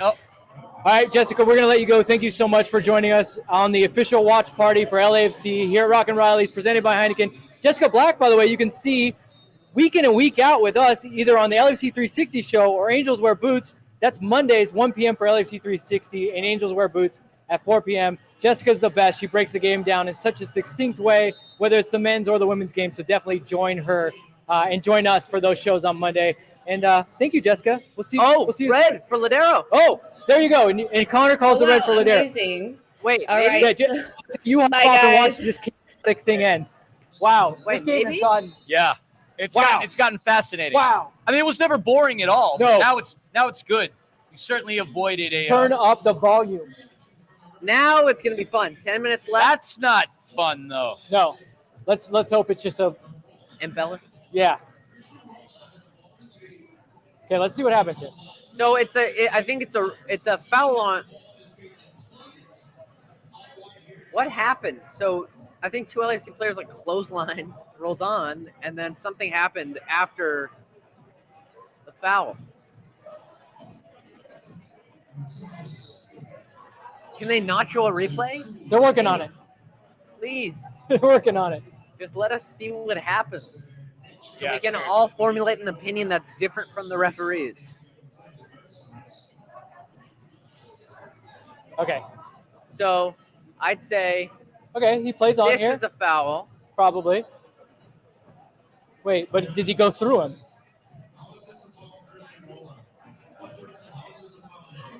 What? Yeah. To me, it's just whatever. I don't know if it's a foul.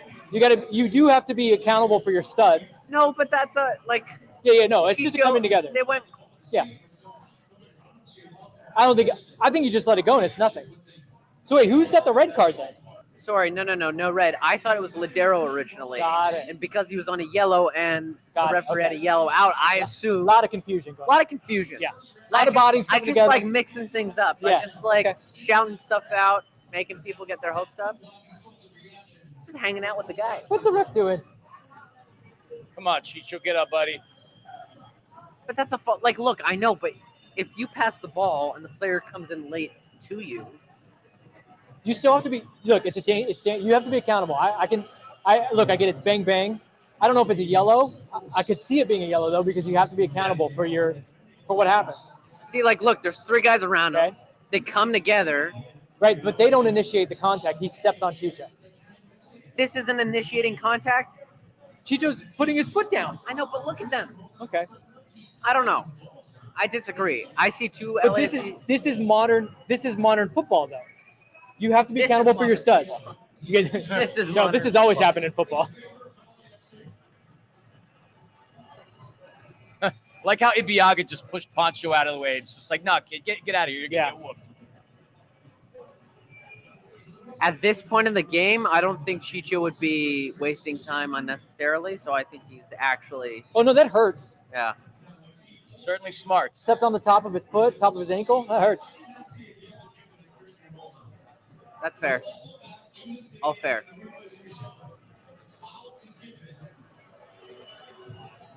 Well, that's a good. I mean, he's walking on his own accord. Better than obviously being carried off. I didn't see anybody warming up. You'd have to sub him out at this point. I don't think we You don't- have a window anymore to sub. I think they've used all three windows. Even if you did, I don't even think you have someone that You don't really have can't someone bring a like for like. Yeah, Vela, Acosta, and Escobar. Where's Yeah. Raheem Edwards? Janela. Who am I missing? It's not the number. I You'll think go they there? just used their three windows. Oh. So I think they do have another sub, but they use the three windows that you have. You have three windows for five. Yep. Actually, I don't mind the three windows for 5 subs. I think they should keep it from now on. Rather than the 3 subs at whatever time. Yeah, Chicho's dying out there, guys. So that's one where if you're going to be good, you got to run it off for a second to really like get settled in. Oh! Well, I mean, he felt good enough to body check. Is that roll down that he body checked? The Lanch winning 1-0 right now. They're up 1-0. They're not winning. The game hasn't started. For hockey? Talking about hockey? It's set. As long as the Lightning. Oh, that's not a score. That's a series. Series. Ah. Oh, geez. Just happy it's not the Rangers in the Stanley Cup, right, Jason? Bodies are flying everywhere. It's Jason. It's it's like this invisible voice inside my head, kind of like God in a way. Oh God.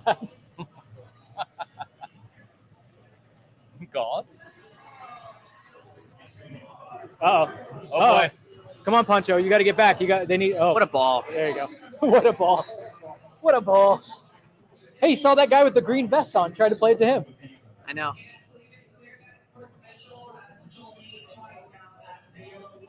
You guys have been there. I have not had the opportunity to go out to Seattle. How would you rate it in terms of an overall MLS atmosphere? It's very loud. It's a lot of fun. I wish I was there for the CONCACAF Champions League final. To Seattle. I would say it's not necessarily like, a South American flair or an English flair, but they do their own thing. They got drums that go all game that are kind of fun, although they're mic'd. Don't need those mics. They're mic'd drums? Yeah. So what you're saying is Mike D's in other places, Mike D, not just San Jose. Mike D is all around the MLS. MLS is. It's fun. I would say it's worth going. It's worth going. It is right there, kind of in downtown, like in the central area. So it's fun to take in Seattle. Go to the. You could go see a Sounders game and then walk over and go see a Mariners game. Well, it's if crazy. You so choose. What's crazy is not only is LAFC in town, Angel City's in town, and the Mariners have a doubleheader. So there's all kinds of things going on in Seattle right now. In that little area where Lumen Field is, and I don't know what they've renamed. It was Nintendo for a while, which was fantastic. Oh yeah. But where the Mariners play, Chicho has taken out 2 players. Hey man, he's gonna take his pound of flesh. That's the type of stuff I'm here to watch. I love the aggressive play. I'm not a man who's all about being finesse. What about that? No, that's not foul. Yeah, but you can't just. Carlos is looking for that. The amount of times that guys just pull them back and they get away with it. I don't know, man. I don't love it. 4 minutes, anything could happen. Yes. Okay. Supposedly, allegedly, from Hamburg, Germany, Max Bretos. We've tracked him down. Where in the world? David Hasselhoff. There he is. Did you find a way to watch this game in Germany? I did not, unfortunately. You did not. Do you know what's going on now? How are you following along? I'm on .com as the numbers stick around, but I will say I was like stressing, and we took the train from Copenhagen to Hamburg, and I was just looking at the stream, like looking at the numbers, and it was like click, refresh, and then I saw 1-1 pop up, and I belted out a good yay. Yeah. So you guys are my eyes and ears. Yeah, well, the fact that you're commandeering David Hasselhoff's name is that's a national offense there in Germany. Yeah, you're hassling the Hoff legally. How's Europe? You seen any MLS jerseys floating around Europe? A lot of Martin Odegaards, a lot of Arsenal, Christian Eriksen's. I did see a Philadelphia 76er jersey. That's about it. Philadelphia 76er jersey. Who was it? Witherspoon? Embiid. It was Allen Iverson. Oh, and also a Miami Heat LeBron James. Okay. That's it.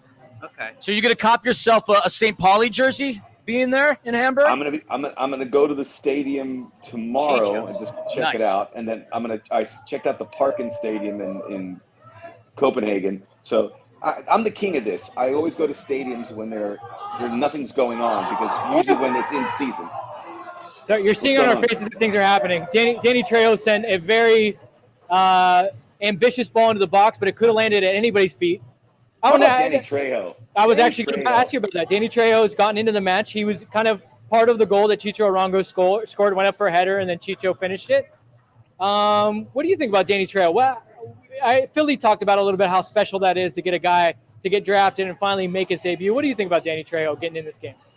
I think it's incredible. I think it shows that he's put in the work because when we first drafted him, there was all this chatter about it was like a publicity stunt because of his name and because he was local and said, hey, we're going to get a local kid and bring him in, but he has no real intentions of playing for this club. But here he is. He's putting it, and the only person that can really get credit for changing the narrative is Danny Trejo himself. So he's such a good guy when we see him at the training facility. So that's fantastic. That's just a wonderful success story. Even if it doesn't go anywhere from here, he's a special player, man. Does Trejo get credited with the assist? I don't think he'll get credit with assist just because of the way it went. But speaking of the devil, Trejo did try to thread a ball to Carlos Vela, so he's up for it. He's not scared of the moment. And I would Whether say it's with LAFC or somewhere else, he's got a future in this game for sure. I would say these last 5 minutes of the game, LAFC has had their fair share of chances.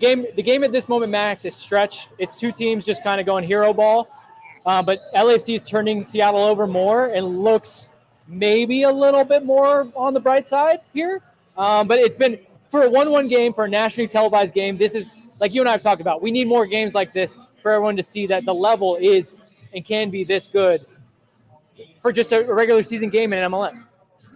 That's very true. I mean, obviously, a noon Pacific kickoff time makes it difficult. And look, we get to look forward to, in 2023, set kickoff times in the evening on Saturday, which is going to be a fantastic development. But this is a big occasion. This is a big game with two teams that reside at the top, two teams that are going to compete for a spot in MLS Cup and compete to lift the trophy. So these are the ones you get excited for. Unfortunately, I can't see it, but I'll watch it later tonight when it surfaces on ESPN Plus in its entirety, and I'll just stay up here on the burning the midnight oils watching it. There's 6 minutes of stoppage time.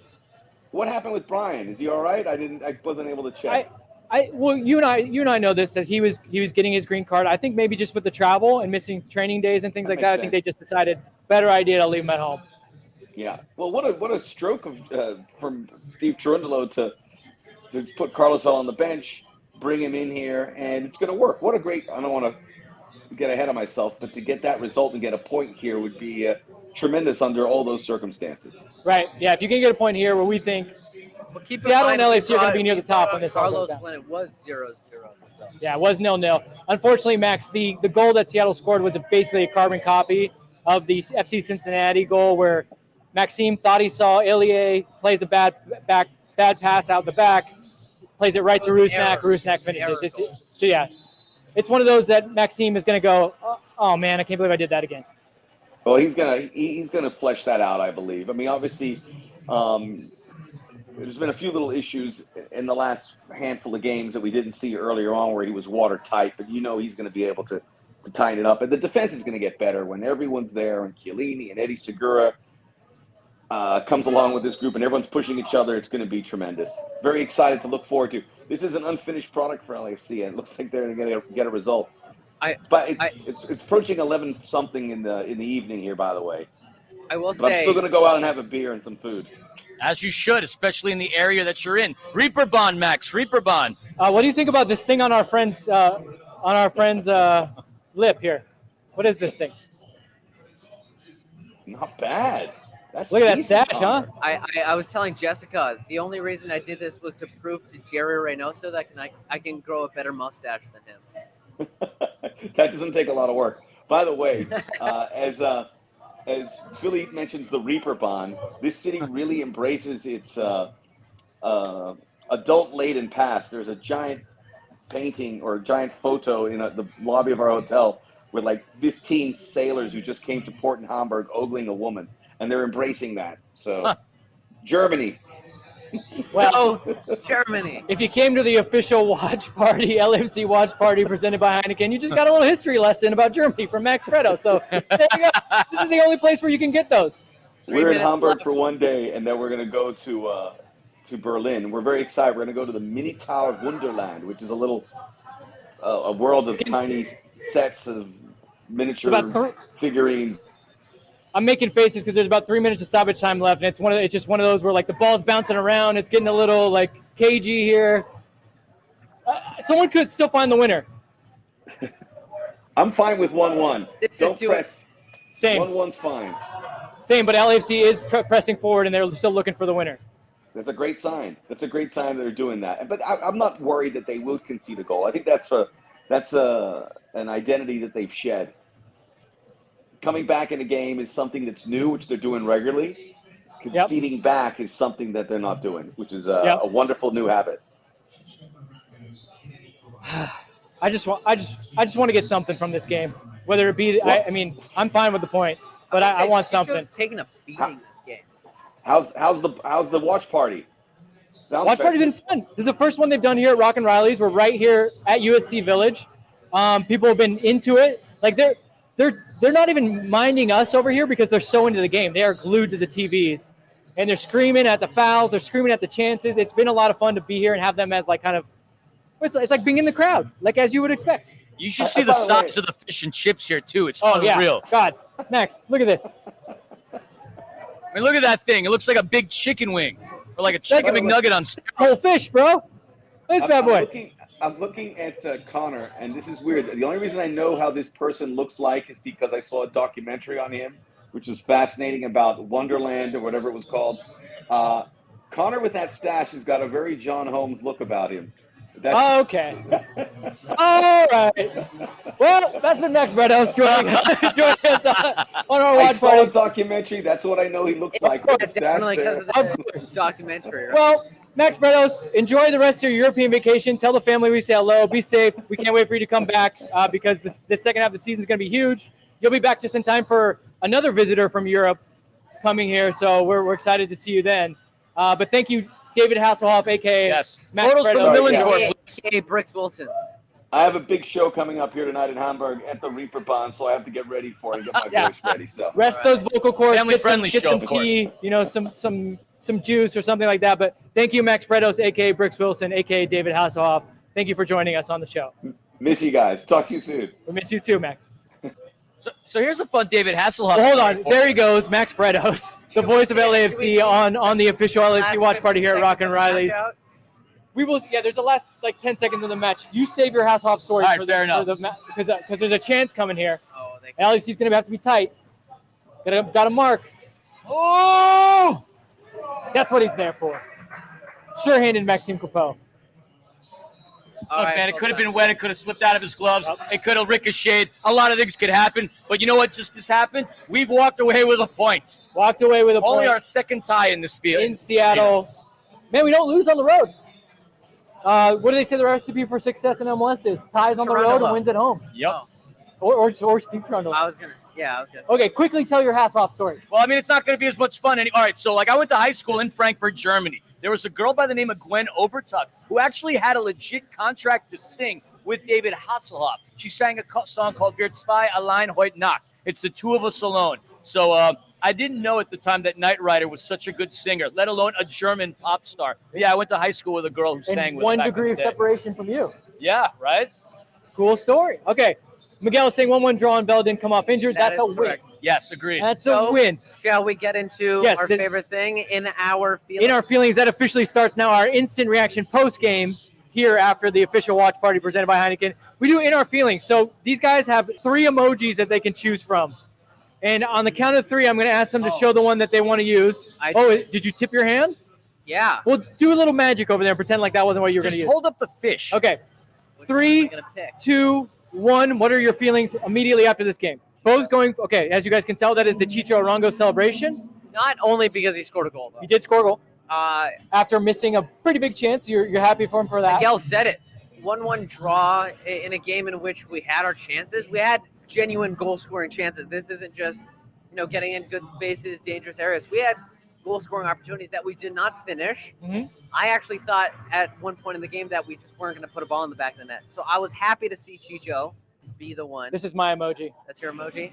I love how the fries stuck to your emoji. The great fish and chips. I can't wait to eat my fish and chips. The reason why I couldn't is because it was very good, and I was just going to eat it and not pay attention to what we were supposed to be doing. Yeah, it would have fallen right into a coma. It's hard to, yeah. Okay, so Bella, no one's injured. First game back from international duty from the break. Mm-hmm. This is a fair result. Yeah. Okay. Away in Seattle, 1-1. We didn't play poorly, except that one error from Maxime. Right. It was an error, right? It wasn't like they tore us apart. Yeah.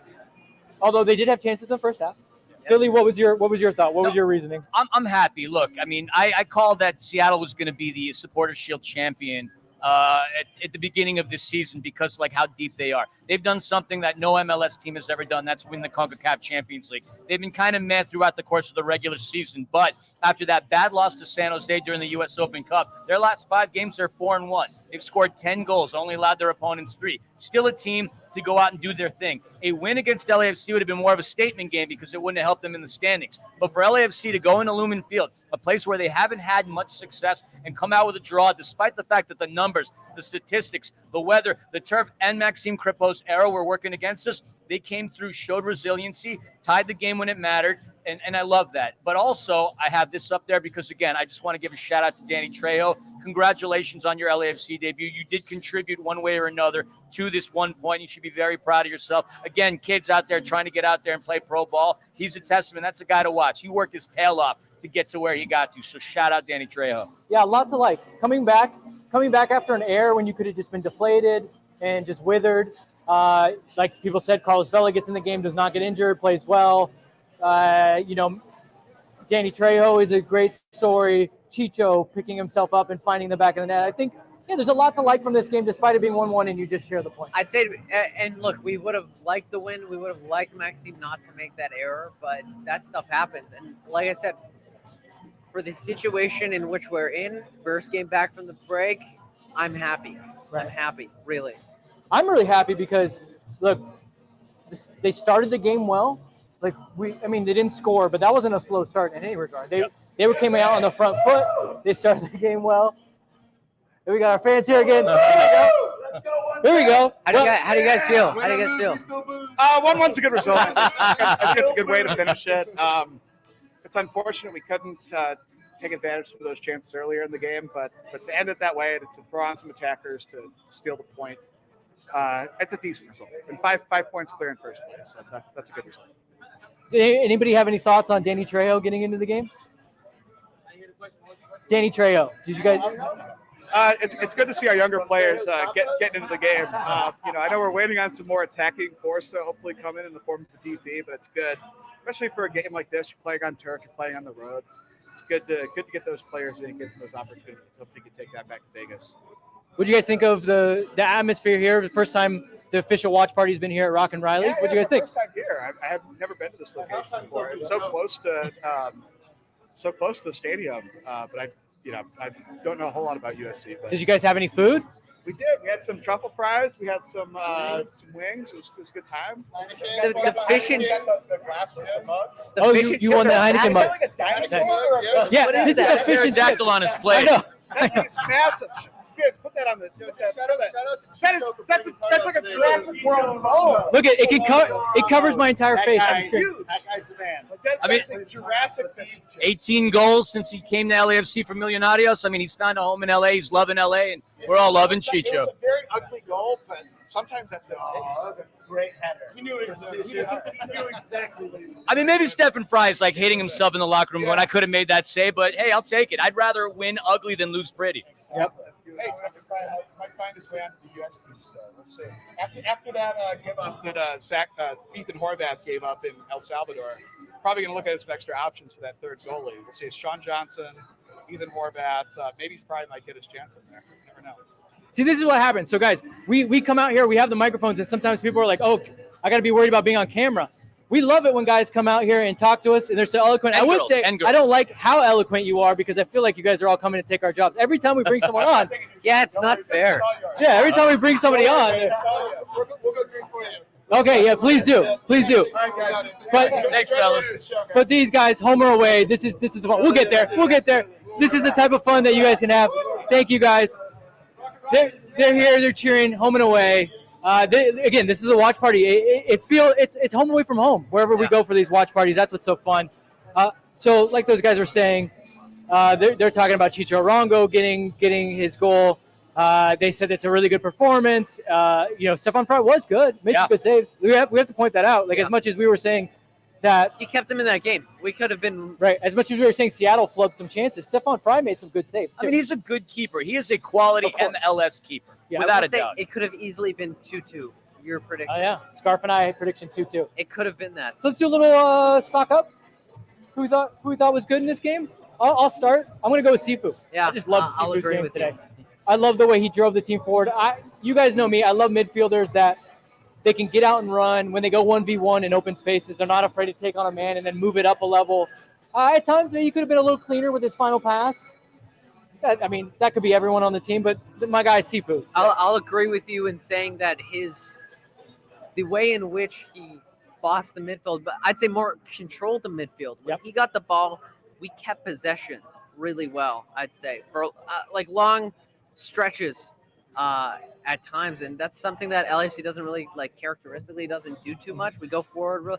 He got the ball, slowed down the pace of the game, took his head up, which I haven't seen him do too much, and I really enjoyed that today. Billy, who did you like? I mean, if we're talking about stocks, I may know a thing or two about that. If we're going to talk about stocks, Do you want to admit to that? Wait, do you want to admit to that right now in the climate that we're in? Initial public In this offerings, economy? IPOs, baby, initial public offerings. Danny Trejo gets himself on the market. And like a pretty good IPO, he had a nice pop in terms of his stock rising. The moment wasn't too big for him. He came out there and he played well.